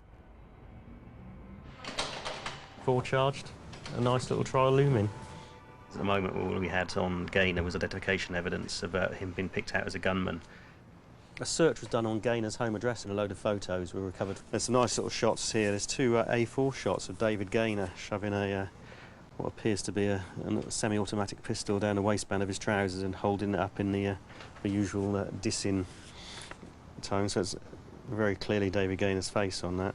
It just shows really the mentality of these as extremely naive, really, to think that they should have these things as mementos of their bad guy image and think that they can, you know, quite happily get away with that, which is fine, I suppose, showing their mates and larging it until they get caught and then it gets used as evidence against them, because it's quite damning as regards character. Associates of Gaynor and the other suspects remain a threat to the Mullingses. Whatever happens to Douglas, Jennifer and the family won't return to live in Meridian Walk. The evidence given by Mrs Mullings and her family is quite crucial, and obviously the police cannot mount an operation outside our house for umpteen weeks, months or however long it takes. So in the interest of the family, it's essential that they do get moved to a location which is secret, because if somebody is convicted of the attempted murder on her husband, people can come back and seek revenge. The family is given a safe house in another part of the country. DC Del Haddy protects Jennifer while she prepares for the move. This is not fair because we didn't do anything. Our whole world was changed upside down. Losing my home, my friends, my neighbours that we got on so well with. My son's school. You don't get schools where you can work with a headmaster and teachers the way that we did. We all worked well together. The doctors, everything. It's just a big change. Put so much into this place. Put so much into it. And the ironic thing, just in the last month, so much decorating, everything. And now we won't be able to enjoy it. While Jennifer packs, DC Haddy spots a cousin of Merrick Hamilton's. The Trident detective hopes the young man might give evidence against Sykes. I want to prove my cousin's innocence, you get what I'm saying? You probably know more about it than what I do, what went on to get the gunman, because the gunman wasn't part of the argument going up and down here. He was called in, wasn't he, to do the deed. You know who made the phone call. You know whose phone was used. Like, we all know who that is, and we're like, Hamilton didn't make the phone. Mm-hmm. So which one do you think it was then? I don't know. I don't know. You just said you did know. Yeah, I know that it ain't Hamilton, you get what I'm saying? Like, well, if it's not Hamilton, then who was it? I don't know, man. I don't want to say, you know, that's incriminating, but... Well, sometimes when you're looking after your family and your friends, sometimes it's time to stand up and say, well, not my cousin, it was somebody else. I don't know now. Now, if somebody was going to sit down and tell us everything from the beginning to an end, it might help people. I mean, you might be the man to do that.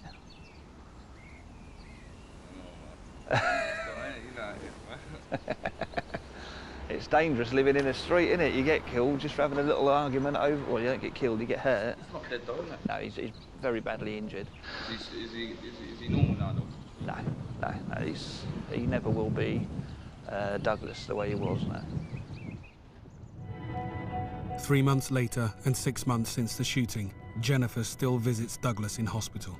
He's improving. Do you catch the bus every day to the hospital then? Yeah, I do the journey all every day. Sometimes it can be an hour and a half, depending. On the time of day? Yeah, on the time of day. Douglas can now sit up and speak. Before the trial, DI Paul Gapper goes to see if he remembers the day he was shot. He could be the most important witness of all. If anything means to you that we're annoying him, which I annoy a lot of people anyway, Jennifer, all the time, so... But it's not heavy today. We're not going into detail. It's just more so the boss can have an assessment in his own mind what he's going to talk to the Crown Prosecution Service tomorrow about his current position. Douglas, what caused your injury? How did that happen? My head. Yeah. How did that happen? Before the shot. Before the shot? He said to me, apologize before. I said, how me to apologize? You match my car, me to apologize. All right.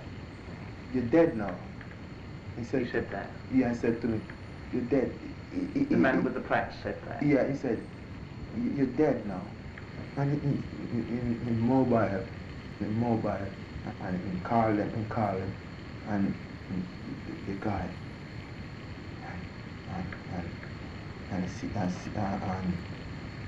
I think that's enough for today. You've done very well. I'm sorry, but it's sometimes it gets to me, and of course it does. It bothers you. I can understand that. Yeah. I will try to speak when I can. Okay. Do that. Thank you, Douglas. We got to a point where he has trouble when you ask him a question. Obviously, with his the damage to his head, he has trouble processing the hearing of it and then thinking about the question and then replying. You can almost feel the frustration of him seeing what he wants to say and not being able to say it. But today's interview was for that purpose, to see how good his memory was, and he is getting better. Initially we thought he was going to die, then we thought he was going to be semi-brain dead but still alive. I never thought I'd see him in the state that he is today, although I can't emphasise enough, he is still a very, very sick man. Does Douglas actually ask you, or when it's all going to get better, has he ever sort of indicated to you that he's thinking ahead at all? There are times when he does, because he will ask, and like he asks the nurse, will I ever walk? He'll ask them, in his way. It would take him ages to get there in his asking questions, but would he be able to walk again, talk? And at that early point they couldn't tell him anything, and it was a bit hard. It probably troubles him, and he can't obviously express himself. Yeah. Says it's all there. He knows what he wants to say. Yeah. But it doesn't quite come out. I am not going to subject Douglas to the stress and strain of a court procedure, But it's a time when we depend on the witnesses to come out and come forward to break down that wall of silence, to not be afraid. They have to stand in the witness box and face the people that they are accusing and say what they saw. 7 months after the shooting, the trial by jury begins at the Old Bailey. It's the moment of truth for Trident, the Muggings family, and the accused. Even at this stage, they seem unaware of what deep trouble they're in, and they believe in their invincibility. They're there. When the judge goes out, they start pushing each other and laughing and joking. And it's sometimes a bit shocking to see that, and you think, well, why can't you see what you've done? You know, and look what's in front of you. If they get convicted, all their freedom is going to be gone. This doesn't seem to be dawning on them. Along with the photographs found at Gaynor's home, Trident presents another piece of evidence to the court. Gaynor wrote a song that seems to be about shooting Douglas. The first line of it is, I'll kill you in front of your family. It's very difficult to sort of understand how someone can be so callous and what sort of frame of mind they must be to do that. It's like a contract he's been paid to do it, but in this case I don't think there was any money ever being paid, it's just gang culture. And the gangster rap seems to be part and parcel of this culture. Singing about murders and gun crime and drugs, being photographed, videoed with guns, and it's shown to be an acceptable and hero worship face of society, but that's, you know, that's fine to do. This is what you get if you're a big man. Life is cheap for that sort of people, I suppose. Never have I ever dreamt that I'd ever be in a place such as the Old Bailey. But this is where 5 seconds or a minute of madness had taken me and my family. My son still asking me why. Why, Mummy? Why did this happen? And I just haven't got the answers to give him at this stage. I know it's a long process that we're going to have to go through, but will justice be done? Because at the end of the day, Douglas has got a life sentence anyway. But the only thing I can do is go through the system, trust it at this stage, and see if it works for us, really. And just pray that justice will be done. A week after the start of the trial, it's time for Jennifer to give evidence. You got butterflies? Yeah. The second you start your evidence, your ability to judge time will disappear. If you're in there an hour or 2 hours or 3 hours, it'll go just like that. It really does. All you've got to do is remember the truth. Don't allow them to suggest you saw something different. If you know you saw something, you saw it in the story. Yeah. I feel that if witnesses were protected, as we have been, people would be more willing to say something, because I'm sure there were many people that wanted to be witnesses but were in fear of what could happen to them. And there's got to be a real clear message given to these young boys that they will not get away with it. If you walk with a gun or a knife, your intent is to use it. And I know we've got a big fight in front of us, but we're not going to let them get away with it. Jennifer's daughter is a key witness for the prosecution. She's determined to give evidence against those accused of attacking her stepfather. I hate every single one of them, and I want them to know that, and I'm not scared of them either. I hate every single one of them for what they've done. I wish they rot in hell. And to be honest, prison's too good for them. They should bring back the death penalty, eye for an eye. That's what I really feel. They called up this man so callously and so evil, like they were, you know, ordering a pizza. That's how it is to me. So, you know, you have a hitman on speed dial. This boy decided he was gonna show his street cred, you know, like he's one of them gangsters. I'll sort it out. And he can ask himself, when he looks in the mirror, what does he see? Because I see an evil, callous, cold-hearted man. For 7 months, Gaynor has made no comment to the charge. Early in the trial, he makes a major change to his plea of not guilty. So now he's admitting presence, he's admitting being a gunman, but he disputes an attempted murder, stating that he didn't aim at Douglas Mullings and he didn't believe it to be a real bullet or cartridge. So I don't really know how that defence is going to stand up with the evidence that's against him. But he obviously thinks the weight of evidence against him being there was too great to contest, and it would make him out to be too much of a liar in front of a jury. this doesn't lessen the ordeal of attending court for Jennifer. The most difficulties that I had in court today was just to see Douglas standing there, hearty, you know, a strong man, with his hands on his side, and now he's really frail. It's not till it happens to you or somebody close to you that you realise, and it's not just Douglas who's been hurt. If you think that you've lost your job, Douglas has lost any hope of working again. And obviously you've got a life to get on with, you've got a young family, you've got to feed them, clothe them, and all this for a moment of madness. 3 weeks into the trial, and after 8 months in hospital, Douglas returns home. Though well enough to be discharged, he still can't manage on his own. The burden of his care falls on Jennifer. I love to home again. I love to home again. In the hospital, I said, Jennifer, please, what is that for me? What's happened to me? He used to say, what's happened to me? He's lost the left field of his vision and the hearing. When I took him out for a walk one day in the wheelchair when he couldn't talk and he was drooling and just trying to give him some fresh air, and I noticed something in the top of his head that was glistening, and I asked one of the nurses if they could have a look, and she said yes, it's one of the pellets. And I took that out on the 31st of the 9th, 04, at 2:35 they took that out and gave it to me, and he's got quite a few of those still in the brain, which I can't take out. I can show you. Yeah, okay. He's got that bit to go as well, where they're going to have to go back and put the bone flap in, because you can literally see the brain just pumping, and they're going to have to protect they want to protect actually the brain matter, what's left there, so they're going to call it a bone flap to go back in the head to cover the brain back inside. Try not to poke it, because sometimes it might scratch and so on. Sometimes, like, soft. It's soft. Right?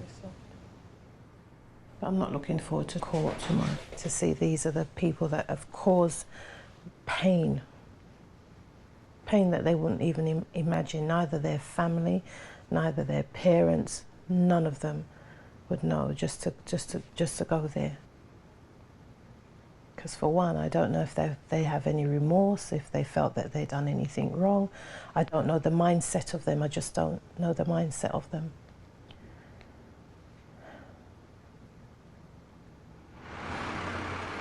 The trial continues for another 4 weeks. The defendants start to accuse each other. Shapush Sykes continues to claim that Merrick Hamilton called Gaynor to kill Douglas. Gaynor, while in detention, accused Sykes of calling him. But in court, he refuses to name Sykes for fear of retribution. The jury retires to consider who's telling the truth.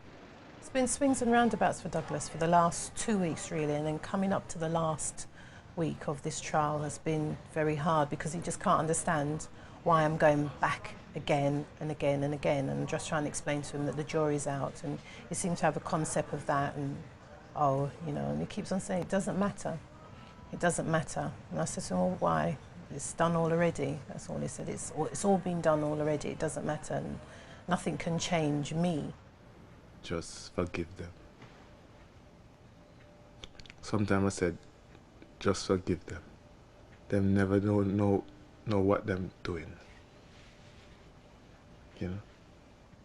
It's hard. It's hard to forgive them. But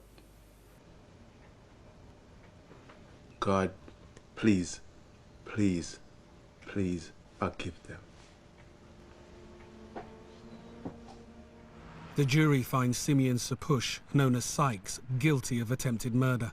He is sentenced to 25 years. Merrick Hamilton is found not guilty of attempted murder, but guilty of threats to kill. He receives 3 years. The jury decides that the man arrested in the Red Rover played no part in the shooting. David Gaynor is found guilty of attempted murder. He is sentenced to 25 years in prison. Did he honestly think he was going to get away with it? That's what I can't understand. I just can't understand. Yeah. 25 years for one. It's hard, but... And 25 years for the other. And 3 for one. It's not an easy thing to go into court and give evidence. Some parts I found to be very difficult, like looking at the exhibits, photographs of bloodstain, and then seeing Douglas outside. A hearty, strong man. Douglas isn't the same person. I never want to fight. When him started to like, them was trying to, like, them was hurt me. They want to hurt me. And come up my face. And he said, apologize, apologize. And I said to him, how can I apologize? And you mash up my car, huh? You want me just to say no, to say apologize to you?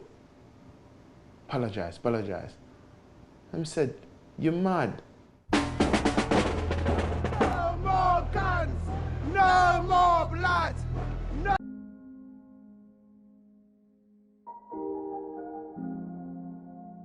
And then got my computer back, and now I'm just back on form. I've released Private Call Out. It's getting a lot of love on the road. The videos out on channel U228. You know what I'm saying? They're trying to say flipping that it's a bit violent and that, so it gets shown like after 8 or 7 or something like that. You get me? But yeah, man, it's doing quite good. You get me? It's getting a lot of love, man. Mars Steps is pumping it. All the crews on BBC One Extra are pumping it. Underground stations are pumping it. Everyone's pumping it. You get me? It's at Go HMV when you're looking for Kylie Minogue. You can pick up a Skepta as well. You get what I'm saying? Make sure. Let's have a quick. You get what I'm saying? Make sure you look out for that cover. Get me? When you're going to go and get your fucking Prodigy and that, you get me? You're gonna go and get your Game 50, just cop a little Skepta, you get me, on the sideline. Got a couple bars and that now, you get me, doing a little work with Roll Deep, some Meridian work, just doing bare work, man, because you get me, I gotta get the spitting game up there as well. The fucking productions and spitting, bare shit, you get me, bare shit. Boss man, yeah, Birdie, right now he's gone through a worse patch than I have, yeah. I lost my computer, but he's lost his freedom right now, you get what I'm trying to say, but he's innocent, you get what I'm saying, party in the thing, so he's just, you know what I'm saying, he got the bad hand of the law right now, so he's gonna be out in January 2006, yeah? He's on the road. I know it's a long time to wait, but you know, you get what I'm saying, but we're gonna rep Boss Man all the way through the year. Everyone saw the last practice hours, you know he's a representer and he's coming out in January. It's a long time, but you get me, he's coming out, man. So he got fucked up, man. Got fucked up, but fucking, we're just gonna hold it down, man. Me, Jamie, Big H, Paper Pabs, President T, you know what I'm saying, Master Beats, Roll Deep, the whole family, you know what I'm trying to say. Like, at the end of the day, get me, we just have to not let shit get on top of us, you get me? Bad things happen and that, but just keep doing it. You know, Meridian crew, we've just been chilling on the roads, you get what I'm saying? A lot of shit's happened since you last seen me and shit. You get what I'm saying? A lot of shit. A lot of... Yeah, man, couple issues need to be addressed, you get what I'm saying? I'm gonna take this time and address a lot of issues in the game, you get what I'm saying? A lot of issues. Yeah, man, I'm back. And I'm chopping off heads this time, you get what I'm saying, blood? I let everyone do their thing, steal my flows, you get what I'm saying? I threw them away, man, scrambled on the floor, started grabbing my flows and shit, you get what I'm saying? But yeah, man's changed now, you get what I'm saying? I'm coming more on a fucking raw hip-hop shit, you get what I'm saying, blood? Still on the grime, but grime ain't nothing, blood. Grime's just whatever music sounds grimy, you get what I'm saying, blood? Grime ain't fucking garage or something like that, you get what I'm saying? It's just whatever music sounds grimy. And for all those that, you know, heard about Meridian and think Meridian's not around, Meridian's still around, it's here, it's a unit, you know, man treating like a company out here. Fucking the state, you know? For the state, the man got shot and all that, well, you know, things happen, you know, it's nothing to do with Selective Man and all that. Boss Man, yeah, coming out 2006, he's hitting road soon, yeah? Don't forget the Meridian gang, Anti-Dan as well, yeah? Don't forget Tall Boy as well. Big up Skeppy and JME, I know you've heard a bit of controversy on the roads and all that, but, you know, man, just cool. Everyone in Meridian, you know, we all branched off and we all have to do our certain things, but, you know, man's just real out here, you get me? Well, the shooting was basically a thing where, you know, heated debate, you know, with one guy, got out of hand, you know. Certain people do certain things when they get heated and, you know, They don't think about the consequences. And obviously, it was over a car crash. You get what I'm saying? I tell people the real story. It was over a car crash. You get what I'm saying? Blood. Like my Press T. You get what I'm saying? He was pushing a Merc. You get me? And fucking he crashed it into some guy's Honda. You get me? The Honda wasn't even all that. You get what I'm saying? Blood. But fucking crashed it into the guy's whip now. And fucking 2-2s. He's coming out with a shank now, looking to shank up man and shit over a little fucking bumper scrape. You get what I'm saying? Blood. For fucking 2-2s now. You get me? He must have fucking. I heard. I think he must have cut Skepta's little sister's hand or something like that, and 2-2s, yeah, man, just certain man, just you get what I'm saying, but then shots were getting fired and all sorts, man, were just scattering and shit. You get me, blood? But fucking, yeah, man, that's what happened, man. What you see around you now, this is Meridian. There's no lies, you know what I'm saying? No lies. What you see around you, bruv. You'll never stop hearing that Meridian sound. North, east, south, west, Birmingham, Manchester. Furthermore, big up the Manchester crew and the Birmingham crew. But I just want the people out there and all the, you know, grime listeners out there, what you think is cool grime, that, you know, Meridian is a unit. I have to understand that, you know what I'm saying? We've always been a unit, you know. There's a drama about the Skeppy and Jamie situation. There ain't no drama. Every man just cool out here, you know. What you hear on the roads, obviously, it's different from what really happens in the camp, you know what I'm saying? Like H, Bossman, from Dan to Skeppy to Jamie to Pablo, all the greats, you know what I'm saying? All the greats. Get me fucking North London. That's what man's representing deeply. North London, we're trying to branch out. Repping North properly.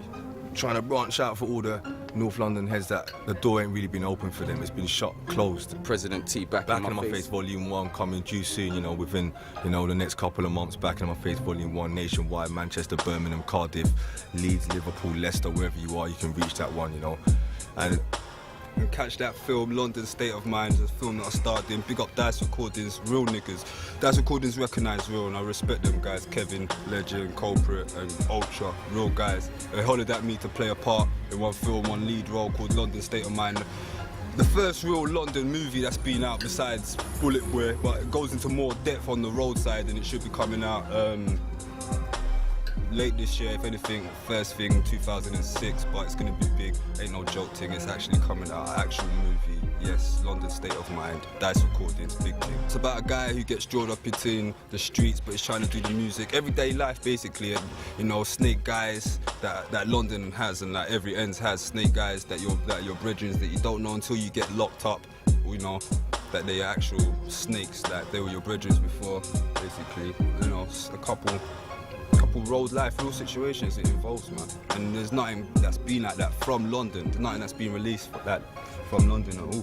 So big up Dice Recordings on that. They're large, get me? They're the first people to actually do that, get me? And the soundtrack should be dropping, you see me on that as well. The ghostwriter, man, just remember me, the ghostwriter, blood. Half those bars you hear out there were written by me anyway, you get what I'm saying? All them big lyrics were written by me, blood. Or bitten off me, you get what I'm saying, blood? Working on, you know, Back in My Face Volume 1, I've been working with a couple producers in the game, you know, big producers and that, you know, we're trying to pump my material as much as I can, you get me, flipping. Yeah, a lot of MCs in the grime scene are kind of like, you know, biting man's style, taking man's style, and everyone as well. Let me give a little message. If you don't like being bitten, don't bite. Simple. Don't like being bitten, don't bite, you know, and then, get me, you can't complain, you get me, bruv. End of the day, everyone's got, a lot of guys out there got their own original ideas and original flows and that, and just keep going, that's all I can say. Bossman, you get me, Meridian, you know, we all sound a bit similar. We got the Meridian twang, as we call it, the Meridian flow, blessy, you know, and flipping mucky, you get me? You know what Bossman's been up to in jail, what's his plans for when he comes on road? Yeah, well, he's got a lot of shit written. You get me? I speak to him like regularly. You get me? Like, then he's got a lot of shit written. When he comes out, blood, you get me? He should be the best out, blood. That's what I say, blood. If he ain't, then I'll be shocked. You get me? But fucking yeah, he's just doing his stretch. You get me? That's nothing, man. He's enjoying himself. A lot of people are waiting. You get what I'm saying? Fucking, well, yeah, man. When he lands, he's landing January next year.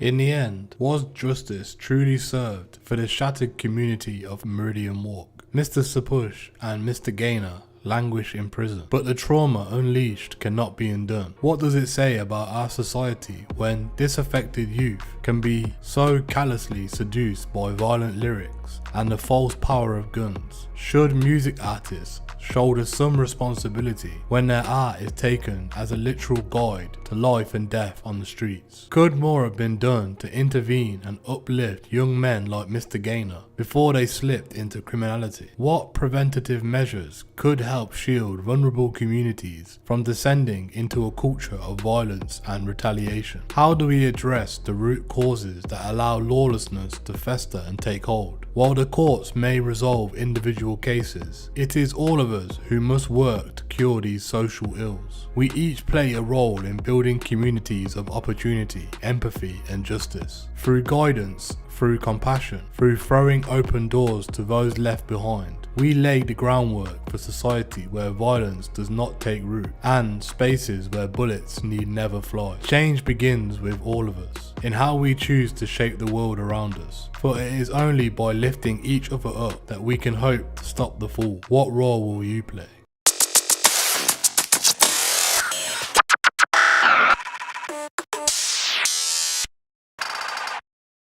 Around about 8 o'clock, the police find Marcus Cox, our victim, shot in the street. He's got multiple bullet wounds, 4 I'm now led to believe. Now, he's either slipped or it may have been winged with a non-fatal injury. He's gone to the ground, and then the gunman has walked up to him and put at least 3 further shots into him.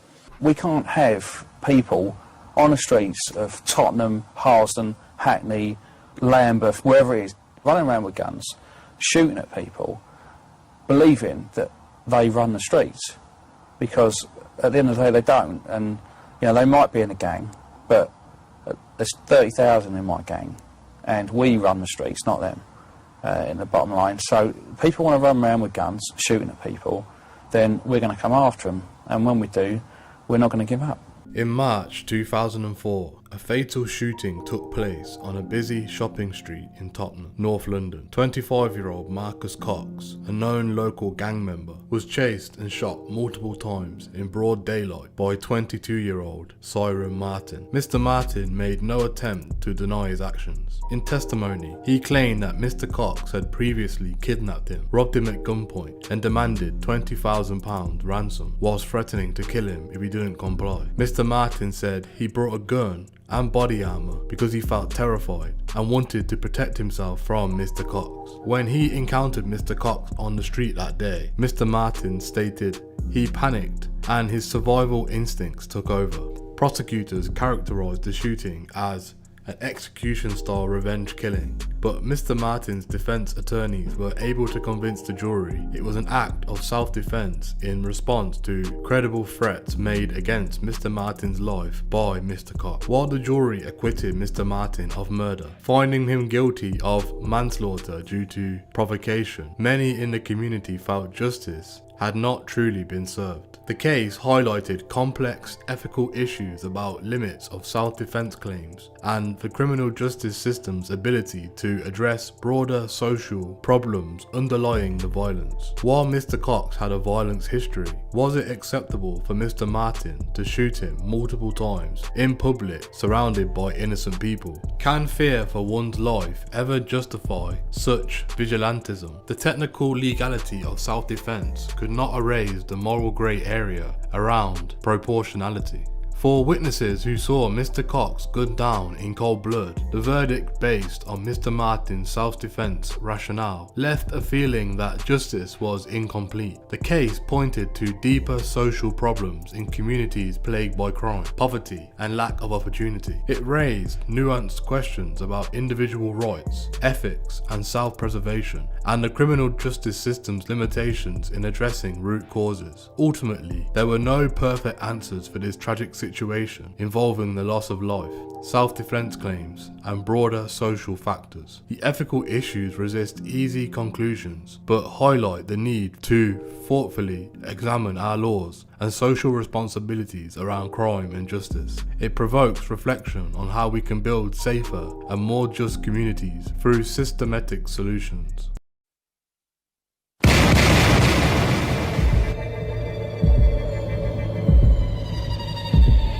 Arrested for attempted murder.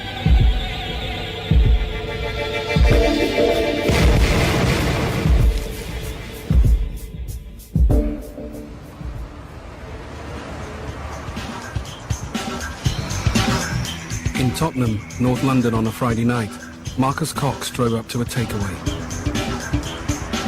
He saw a man he knew inside and motioned that he was going to kill him. Both men were carrying guns.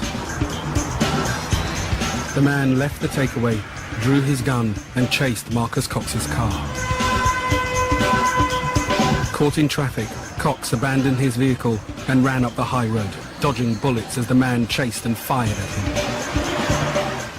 Eventually, Marcus Cox tripped and fell. On Tottenham High Road, someone's just been shot. Will you please come quick? On Tottenham High Road, he hasn't been. Gunshots. 5. The guy in the white hood fell.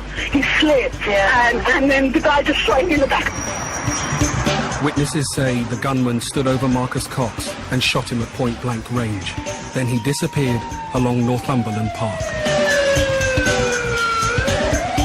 Marcus Cox died on the pavement, lying on his own unused gun. The police need to trace 2 people, the gunman and his possible accomplice, a man who was seen taking the keys from Cox's abandoned car. Marcus Cox was 25. He was a prominent member of a local gang, the Tottenham Mandem Crew. His long criminal record started with burglary when he was just 11. As he was shot by another black man, his murder is dealt with by Trident, an elite squad created in response to the black community's concern about such shootings. Around about 8 o'clock, the police find Marcus Cox, our victim, shot in the street. He's got multiple bullet wounds, 4 I'm now led to believe. Now, he's either slipped or it may have been winged with a non-fatal injury. He's gone to the ground, and then the gunman has walked up to him and put at least 3 further shots into him. He had an entry wound to the right-hand side, just under his cheek here, just under his right ear. That bullet appeared to go right through his head, through his mouth, and pop out the other side. We believe, because the bullets come out and then got back in again, as if he was lying on the pavement, it's hit something, ricocheted, and gone back in, and the bullet was found just behind the skin. It's literally gone horizontal across the body. On his left shoulder, there's an entry wound. It's gone through the shoulder, down, straight down, and hit the top of the main vessel above the heart. It's a mess, it's just blown to bits, and that's what would have caused his death. Detective Sergeant Mark Brooks has worked exclusively on North London crime for the last 12 years. We can't have people on the streets of Tottenham, Harsden, Hackney, Lambeth, wherever it is, running around with guns, shooting at people, believing that they run the streets. Because at the end of the day they don't, and you know, they might be in a gang, but there's 30,000 in my gang, and we run the streets, not them, in the bottom line. So people want to run around with guns, shooting at people, then we're going to come after them, and when we do, we're not going to give up. 70% of London's shootings are between members of the black communities. In the last 5 years, over 100 young black people have been shot dead. Tottenham in North London is best known for its Premiership football team, but it's also a breeding ground for gun crime. Some black youths are tempted into a gang culture of drugs, money, and guns. The day after Marcus Cox's murder, specialist teams searched the 180-metre stretch of Tottenham High Road where the chase happened. They find 8 bullet casings.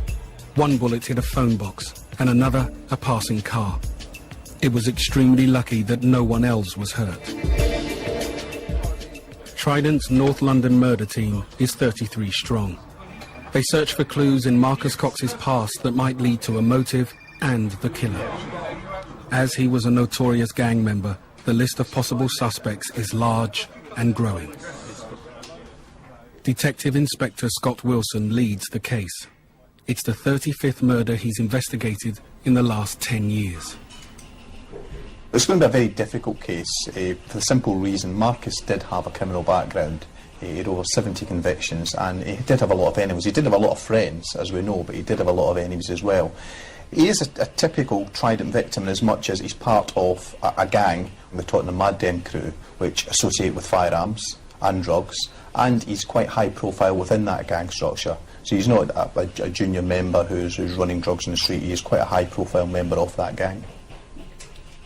Detective Constable Paul Weekly is also on the team. He's a born and bred Londoner who joined the police 12 years ago. Marcus Cox is well known around the area. He had a liking for violence and into the sort of gang culture around Tottenham, North London. He was quite menacing, to say the least, and the life he led certainly wasn't conducive to living a long life. It's the old saying, you play with fire, you get burnt. But he was his mother's son, and you know, everyone deserves the protection of the law. And therefore, needs to be investigated and will be investigated irrespective of people's history. Over 60 people saw the shooting, but none can name the gunman or his possible accomplice. Detective Constable Reg Rawding is at the murder scene appealing for more information. A lifelong Spurs fan, he knows the area well. Were you in this area this time last week? No, we was in Whitehall. Were you? Best place? Yeah. Have you heard anything about it? Or? No, not really. No.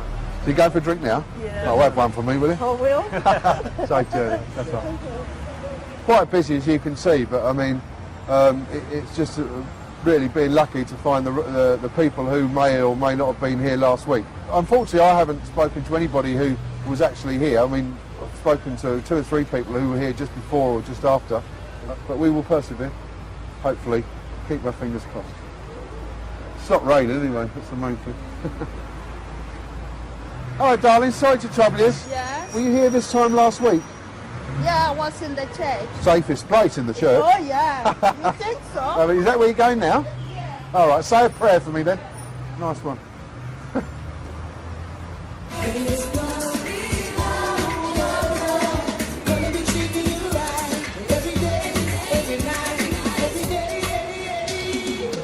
Trident doesn't only investigate shootings. Some of its 350 officers and staff work proactively with the black community to raise public awareness about the gun crime problem. John Coles is head of Trident. This is the Respect Festival, which is a multicultural festival in Victoria Park in East London. We've got a Trident stand here because obviously it's an opportunity for us to actually get into the young black kids in particular, because Trident's not only about targeting the gunman, it's about trying to prevent young kids getting involved in gun crime in the first place. So we take opportunities to try and, you know, get some face-to-face contact with the kids, because we want them to view us as a friendly face, as well as, if they're a gunman, you know, the fearful face of us. It's just about spreading the word and trying to get people to understand what we're all about. Have you heard of Trident? What's that? Trying to stop young black boys shooting each other. What do you think about these people shooting each other? That's bad. It is bad, isn't it? So we can't be complacent, and in particular at the moment we're trying to get into the 5, 6, 7-year-old kids, so we divert them away from any likelihood of getting into gun crime in the future. You'll take some of our leaflets, give them to your friends, and give you a bag to put them in. Where do you live? Oh, do you? You come a long way then, across London. Cheers. All right, see ya. Bye.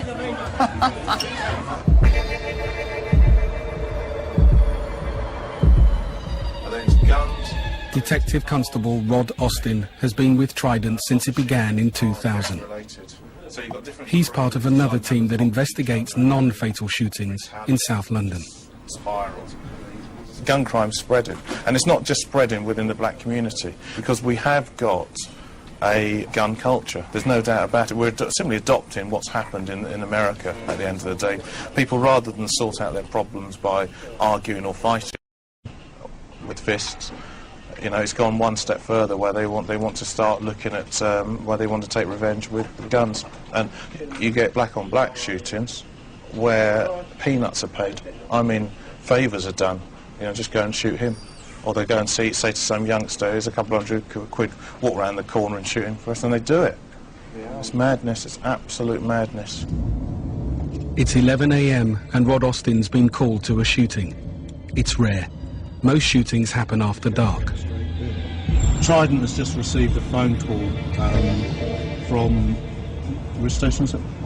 Stretton. From Stretton police station to say that there's been a discharge of a firearm. We've got 2 black males. They have an altercation. One pulls out a gun and apparently shoots the other.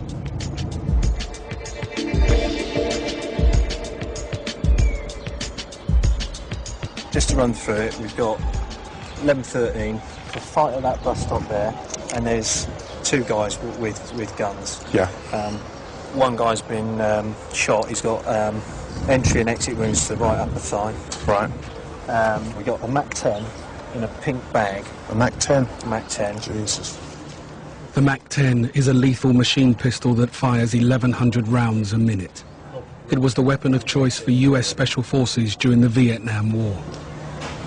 Just before you get to the barrel of the weapon, you can see some green tape. There's a small silver object attached to it, and that creates a laser, which will obviously switch on, point at the target, and it'll help them to obviously shoot the right target.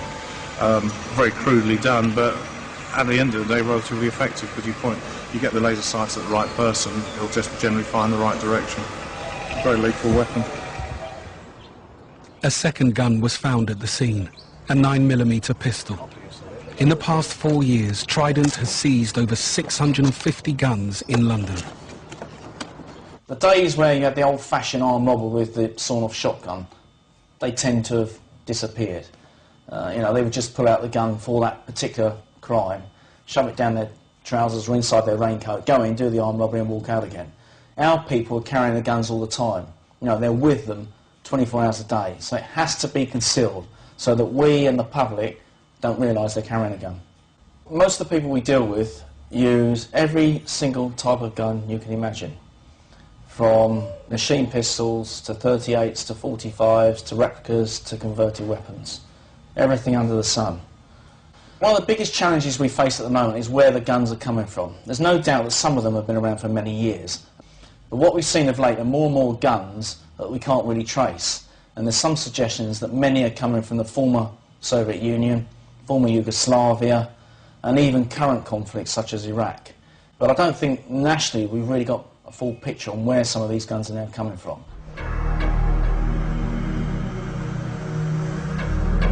It's 5 days since Marcus Cox was gunned down in Tottenham. Some locals in the black community are now coming forward with information. 4 different people have been put up as the gunman. Each had a motive. Trident learned what might have provoked the shooting. 2 nights earlier, Marcus Cox trashed the Jamaican's car after a fight in a snooker hall. The team turns out in force to see if anyone will confirm this story. They succeed. One man who saw the fight gives a statement to Reg Rawding. He was in a side room with friends playing cards, where all of a sudden the noise level within the snooker club went up as a result of an argument that was ensuing between the victim and another person. They went out to investigate, and within seconds the snooker balls were picked up and were being thrown around the snooker club. About 45 minutes later, the friend that he was playing cards with, Blacker, had his car smashed up outside the snooker club. Marcus Cox and 4 friends vandalised Blacker's £20,000 BMW parked outside McDonald's. Among London's gangs, this is more than enough to provoke a shooting. The hunt is on for Blacker. Mark Brooks and Paul Wheatley prepare to look for him and his damaged car. There are 5 Trident teams involved in the search. So, don't want to take any risks, we're just kitting up, just in case he is armed and wants to fight. We're going to go and try and make some luck for ourselves. We've got a couple of addresses, so we're going to go and have a look and see if we can find a BMW now. Eyes down for a gold There's, yeah, eyes down for a gold BMW coupe. There's a book by the winner. On a Y-Reg. Now, we have a home address for Blacker, and maybe this vehicle may be somewhere parked in the vicinity.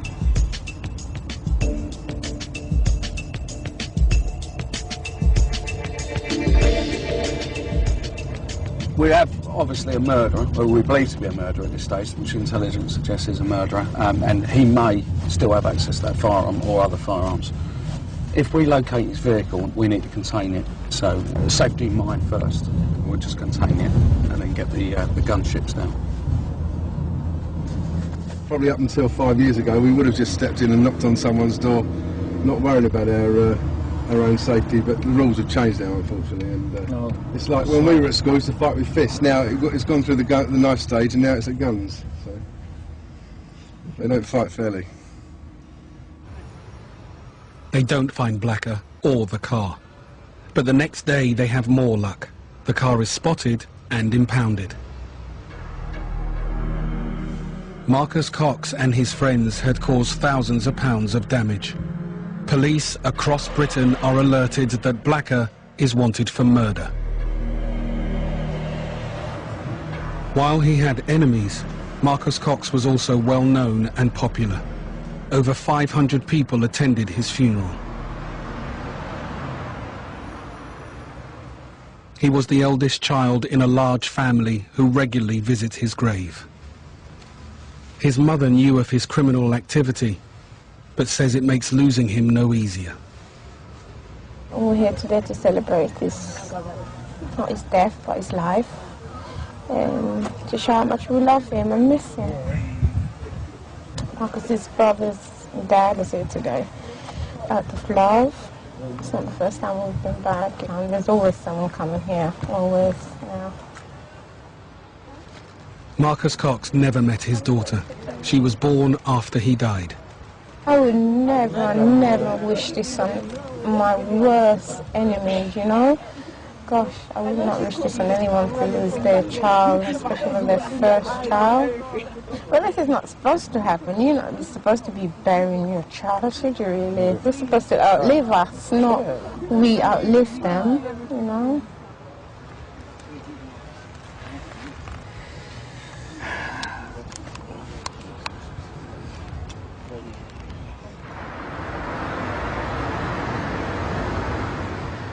John Coles heads to City Hall for a meeting with leading figures from London's black community.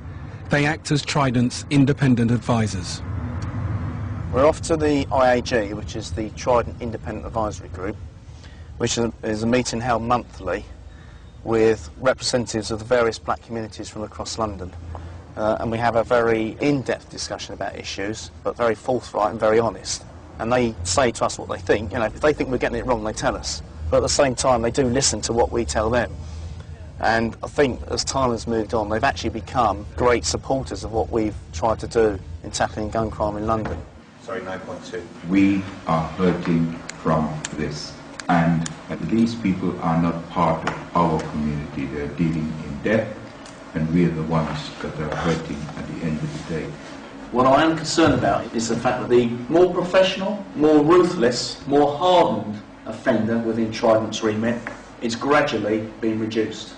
And what we're seeing is the emergence of the kids carrying the guns, who are not going out necessarily to kill, but they're going out carrying the guns to discharge them in these disrespect issues, these silly fallings out. And the shootings that are taking place over very, pretty pathetic, ridiculous arguments. We are not going to crack this issue unless we all understand there is only so much 24-odd people can do. The issue is about bending the mainstream. It's about getting local authorities, education, youth service to do their thing so we don't have to bloody well exist.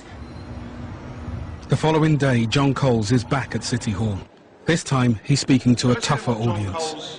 Has got to say, and then Trident's advisors are holding an anti-gun conference for teenagers who may be tempted by drugs, money and guns.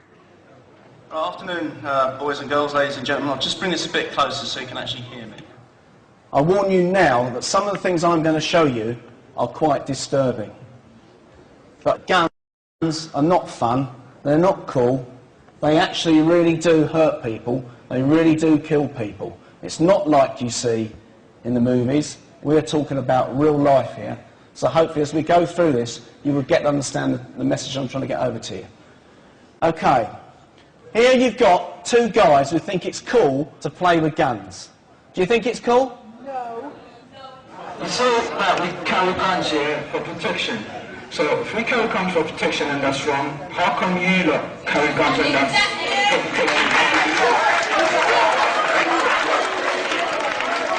Went up there in the graveyard dead, yeah? What's the police gonna do? This is not a joke, because actually we want you to have a life, not die at 25 and 24. And I'm waiting for this group here who don't want to be called kids but are behaving like it. Disrespect. We're all black. We come from a black culture where you respect your elders, and I haven't seen much of it today. Shameful. The police are here to try and help you to help yourselves. You have any possibility to become who and what you want to be, but you have to stay alive to be able to do it. Do you understand me? Do you understand me?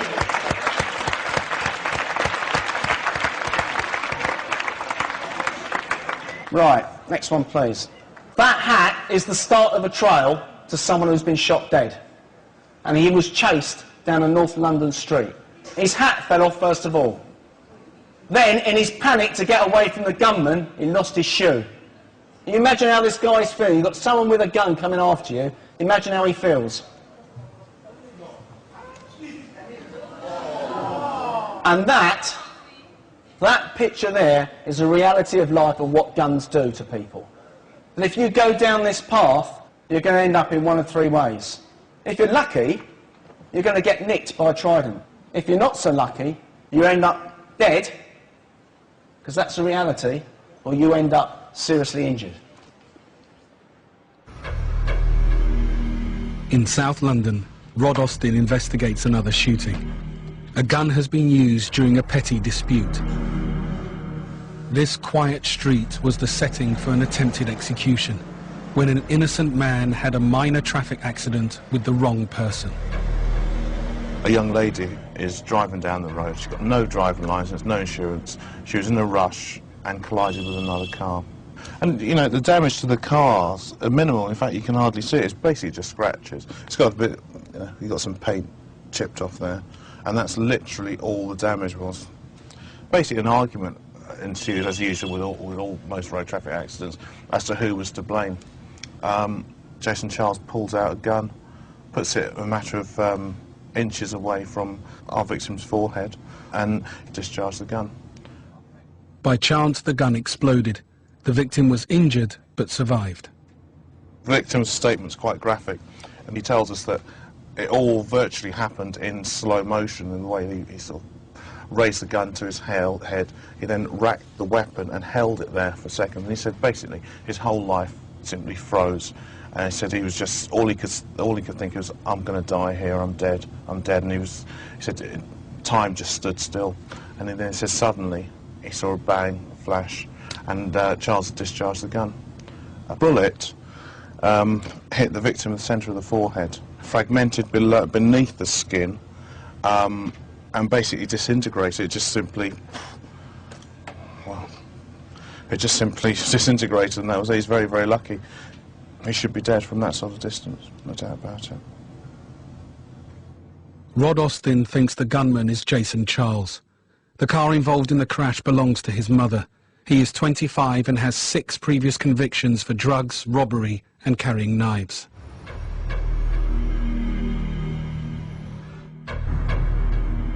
For 6 weeks since the incident, Jason Charles seems to have been lying low. Rod Austin and his team have failed to find him, but now he has been spotted. Jason Charles has been seen entering a house which Trident are now watching.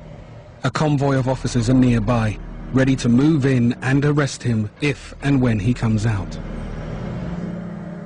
Armed teams are moving up. We let the armed officers go in and do everything first. Will you hold it 1 second? Yeah, fair, go. It's a change of clothing. Right. We're moving up now we're now heading towards the Walworth Road. Jason Charles has left the house. Trident deal with gunmen like him all the time, yet their officers aren't armed. The suspect knows he's wanted and may be carrying a gun, so specialist armed police will stop him. The police have got to be very, very careful with someone like him. He's the sort of person that, if he's armed, may well turn his weapon on a member of the public or a police officer. It's done. Right, that's done. Right. Everyone stays put. We put the dogs through. We're basically, the arrests are being made now. Obviously, everyone's detained first, and we ensure that everything is done quite neat and tidily. They'll be handcuffed, put in plastic cuffs, and we will formally go up and execute the arrest. Right. I'm going to enjoy this one. Yes, come on. Jason Charles was with a friend. Both have now been stopped by the armed police.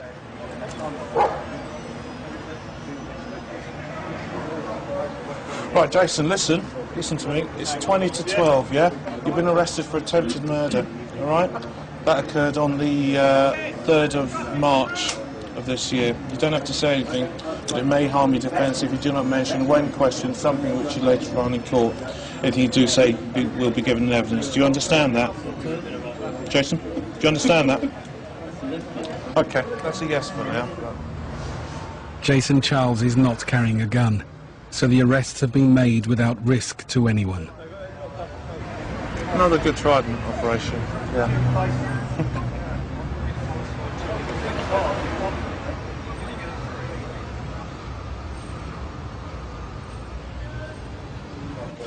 So a bit of spare change. Jason Charles was conditionally released from his last prison sentence 7 months before the shooting. He doesn't have a job, but has £430 in cash. He has a previous conviction for drugs. Police think he may be dealing.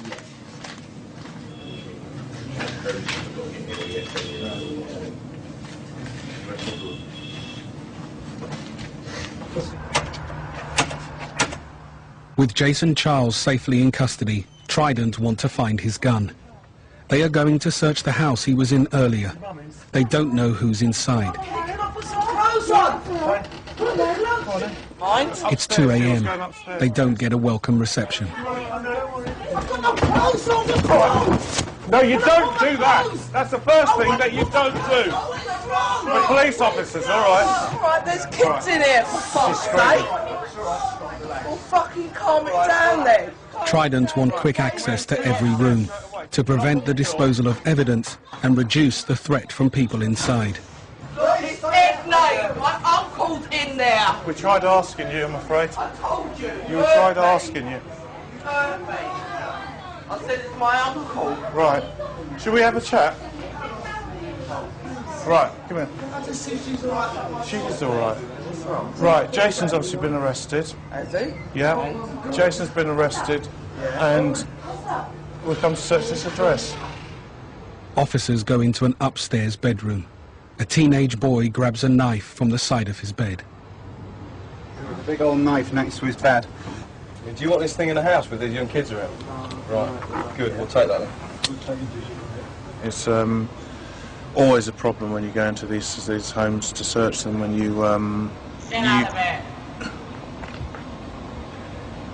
it. Charming.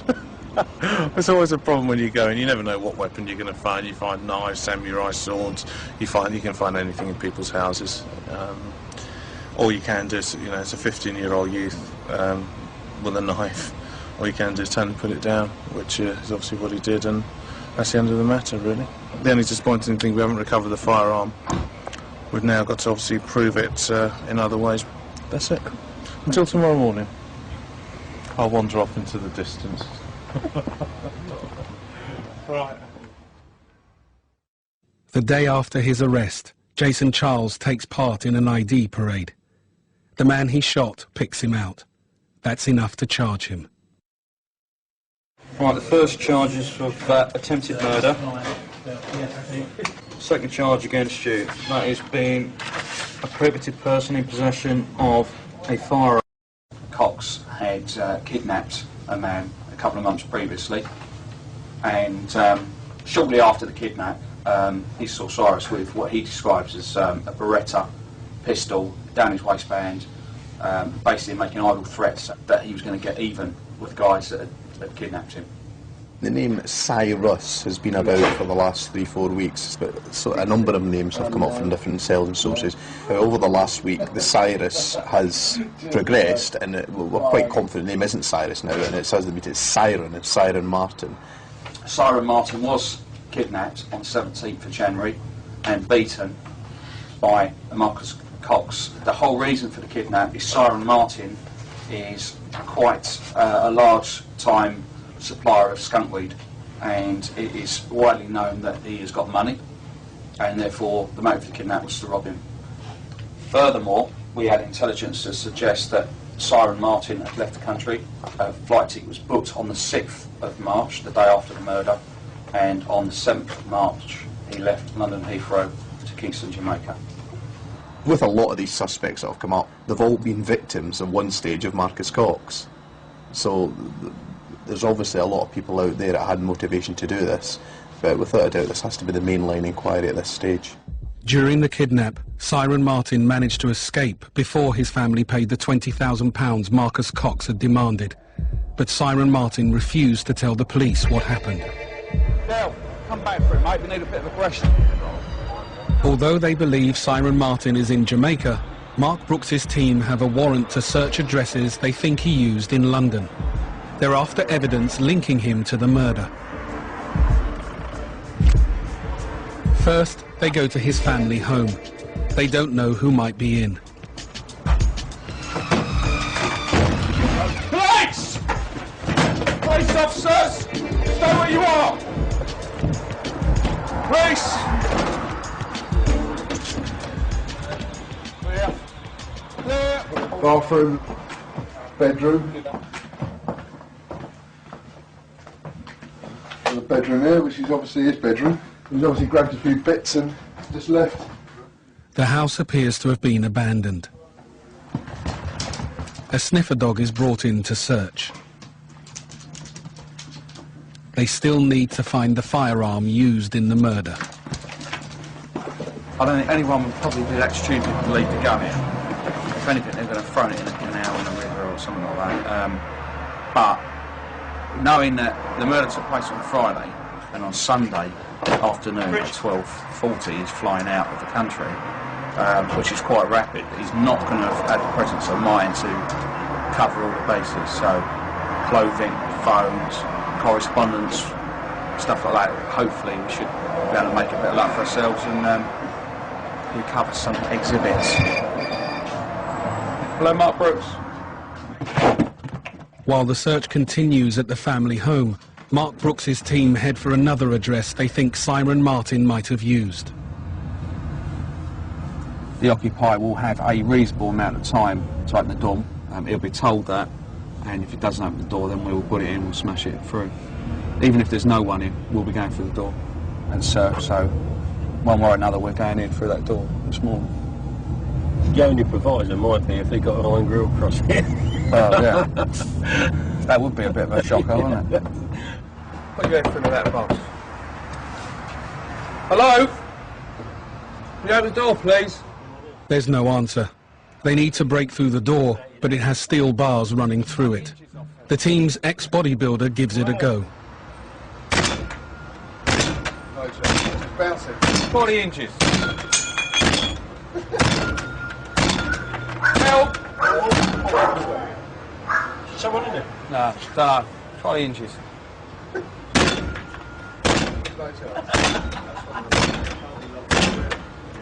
Alright, the building to fall down before the door does. It's not going to go in. Try the inches, Paul. Try the inches, top and bottom. Try the bottom one first. Bit higher. Open the door! It's the police officers. I bust the door. Oh, you're going to have to open it with that now. Stand back. Hello, mate. Police. What's going on? What's your name? Sean. Sean what? Sean. Right, come in. Go through, Sean. Let me explain to you. I'm Operation Trident. How many locks he got on that door? Look, 1, 2, 5. Pick up on the If you try not to make a mess. The flat is searched for evidence. But the occupier is not who they expected. Yeah, okay. Is this your missus? Mine and Mrs. He has no criminal record and no link to Siren Martin. He'd planned a day off work and was fast asleep when Trident arrived. Smooth and renew face, loofah pads. My girlfriend. Are you sure? Are you sure?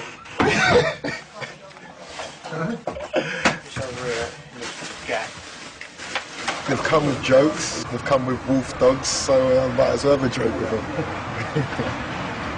I try to help them as much as I can, but what they're actually talking about, what they're looking for, I do not know what. It means nothing to me, so they find anything, but I'm sure they won't. The occupier's guess is right. There's no gun or other evidence at the flat. Very scary. You don't expect to hear so much noise at 8 o'clock in the morning, and to see 6 big burly men just hammering at your door. So it was very scary at first, but you've got to do a job, so I just lead them to it. He said, open the door. I said, you've jammed it. And then he hit it again and it bounced off the hinge onto my head. I thought he was knocking a bit loudly to be the postman, and I was right.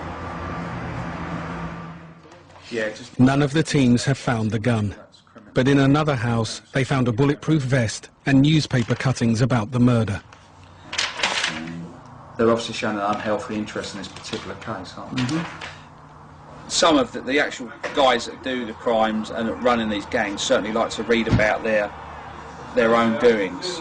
Lots of cloak and cups and lab and a bulletproof vest, which apparently he took to wearing after he was kidnapped and beaten up. So one would suggest that if you take to wearing a bulletproof vest, that you might be wanting to arm yourself as well. With their suspect in Jamaica, the North Murder team turned their attention to his possible accomplice. They view footage from over 250 CCTV cameras. Only one caught any action. It shows a man taking the keys from Marcus Cox's car and running off. The image is not clear enough to identify him. Trident used mobile phone bills found in the searches to trace the calls Siren Martin made in the minutes after the murder. He repeatedly phoned Damien Brown, his mother's boyfriend. Between 8 o'clock and about 25 past 8, there's frantic activity on Siren Martin's phone. He actually makes 12 phone calls in that 25 minutes period. About 10 of those phone calls are to Damien. This would indicate there's obviously something's went wrong between 8 o'clock and 8:30, and he's making these frantic calls to try and get in contact. And the same can be seen when we then look at Damien's call data, the calls coming back that Damien's making calls back to Siren. So they're obviously trying to get in contact with each other on the evening of the murder, straight after the murder. 32-year-old Damien Brown has come in voluntarily to be interviewed about the murder. He has a criminal record in America. It's the first time he's come to the attention of police in the UK. There was at least 2 men involved in his murder. One of those chased the victim up the road and shot him, and the other one was last seen removing the car keys from the victim's vehicle before running off in the same direction. We believe we've identified a suspect. This gentleman was the boyfriend of that suspect's mother, and we've spoken to this gentleman. He's given an account of where he was and what he was doing on that Friday night. We have reason to believe that he wasn't where he says he was, and that he was in Tottenham High Road. Therefore, he's been arrested this morning for suspicion of being concerned in the murder of Marcus Cox. Damien Brown says at the time of the murder he was at home with Siren Martin. But the mobile phone evidence shows they were frantically calling each other. Before Trident can charge Damien Brown with any offence, they need to arrest Siren Martin, the suspected gunman. Number 5. If he's jointly charged with Siren Martin, and Siren Martin did the crime, and he's standing there facing a life sentence, then that might be the incentive he needs to talk and to say, well, it wasn't me, it was Siren Martin. I'm sure he's aware of what sort of trouble he's in.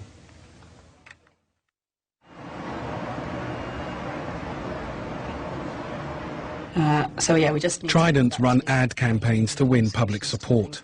John Coles sees the latest proposals for this year's posters. a few things we can improve, but I think we're getting there. This one's liked by everybody. It can take out a gunman just by one phone call, and I don't think there was any changes to that really, other than, you know, making the Trident brand more prominent and stuff like that. Yeah, I've got to say, it is entirely different to anything we've done before, and I am quite impressed. Whenever the posters have gone up, there has been a decline in gun crime, and there is improved effort within some of the community to try and deal with the problem.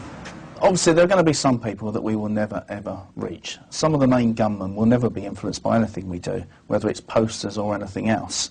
I mean, sometimes they're not even influenced by the fact they've been arrested. But what we're actually trying to do is get to the community that are on the edge of this type of activity, to the mums, for example, whose son may or may not be at the stage where he's going to become involved in gun crime. And if, through something we do in one of those posters, influences that mother or that girlfriend to actually influence their son, boyfriend, so they don't take that path, then we've achieved something.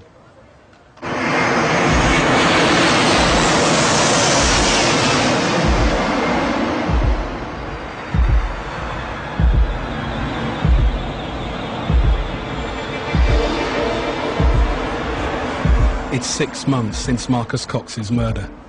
When the prime suspect, Siren Martin, fled to Jamaica, he booked a return ticket for today. The North London murder team are at Heathrow, hoping he is on the plane. Yeah. Do we know what seat number he's in? Can we find him? Go on. 23 Hotel. Beautiful. That's lovely. All right, thank you very much. We're definitely boarded. Lovely. On seat 23 Hotel. So all go. You're number 1, I'll go number 2. We'll go number 3. We'll go number 2, we'll go number 3. He's on the plane, so it means that we can get on with this job, get our interviews done, and hopefully put this to some sort of closure. It's too risky to make an arrest in a crowded terminal, so the team takes Siren Martin from the plane. So we went up onto the plane, and there was Siren sat there, looking all nervous, clutching his passport, landing cards and his Bible. That's why I arrested him on suspicion of murder. But yeah, the other passengers looked quite surprised, to say the least. And he was handcuffed and then transferred into that van there. Mind your head. It's a freezer. We just come back from the Caribbean.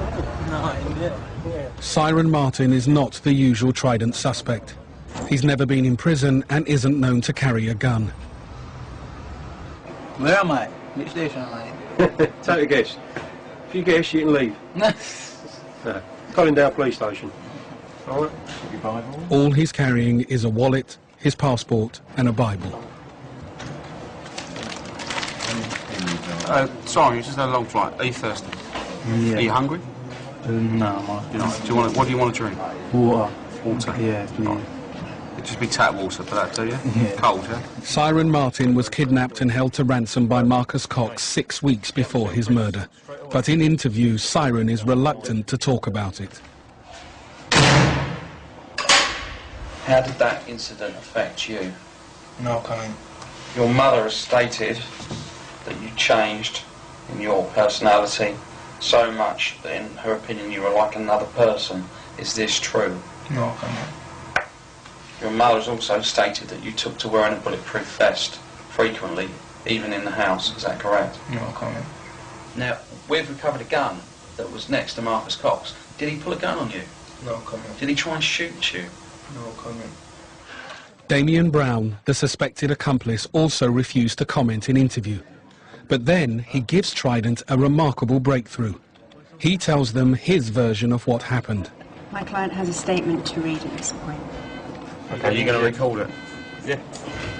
Right now. When you're ready. In your own time, Damien. In your own time. I was in Tottenham High Road shortly before 8 p.m. on March 5th. I had gone there to buy chicken for family dinner. Siren came with me to show me where it was. I had absolutely no idea that he had a gun with him when we left. While I was waiting for the order in the chicken shop, Siren said that he could see the person who had kidnapped him. I could not see who he was looking at, but he started to approach a blue BMW. The driver of the BMW got out the car, produced a gun, and aimed it at Siren. He pulled the trigger 3 times, and I presume the gun was jammed because nothing came out. I then saw 2 shots fired in the direction of the driver, who ran across the road, followed by Siren. I went to look at the car because I was concerned there may be another weapon inside. The keys were still in the ignition. I took them out and locked the car for everyone's safety. I ran after Siren to find out what was going on. At the corner of the street, by the tattoo parlor, the driver was laying on the floor. Siren had disappeared.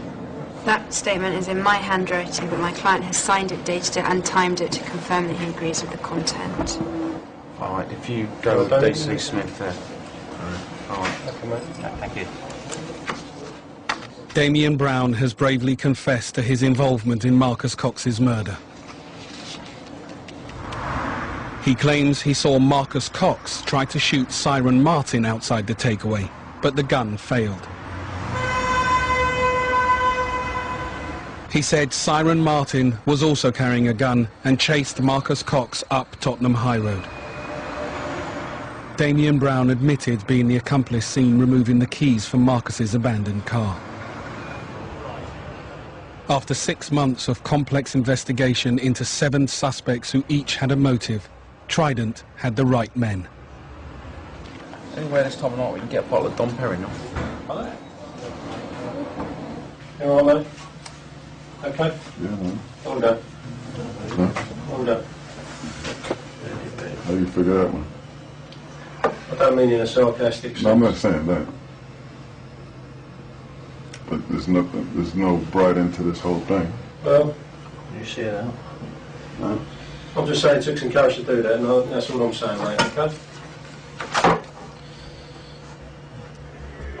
The ripple effects of the Tottenham shooting highlight the intricate ethical dilemmas around crime, self-defense and justice. While the jury ruled based on specifics of the case, broader questions lingered in the community and beyond. Had a just outcome been reached, or did the verdict fall short? Where should society draw the line between self-preservation and vigilantism? And how can we address the root causes that breed violence and injustice in the first place? The technical legality could not erase the moral grey area that left many feeling justice was incomplete. Perhaps there were no truly satisfying answers to be found within the confines of the criminal justice system. This heartbreaking case provokes deeper reflections on the ethics of law and our shared social responsibility. How can we reform unjust structures whilst also promoting human dignity? How to build communities where no one feels compelled to such extreme self-preservation? And how can we nurture a justice system that heals both perpetrators and the victims of violence? This incident holds up a mirror to social shortcomings that we must grapple with. The journey towards justice is ongoing. What do you think about this difficult case? Where do you stand on the ethics of self-defense and the boundaries of the justice system? What kind of solutions might prevent such tragic outcomes in the future? We welcome any perspectives on these complex issues on the intersection of law, ethics and community.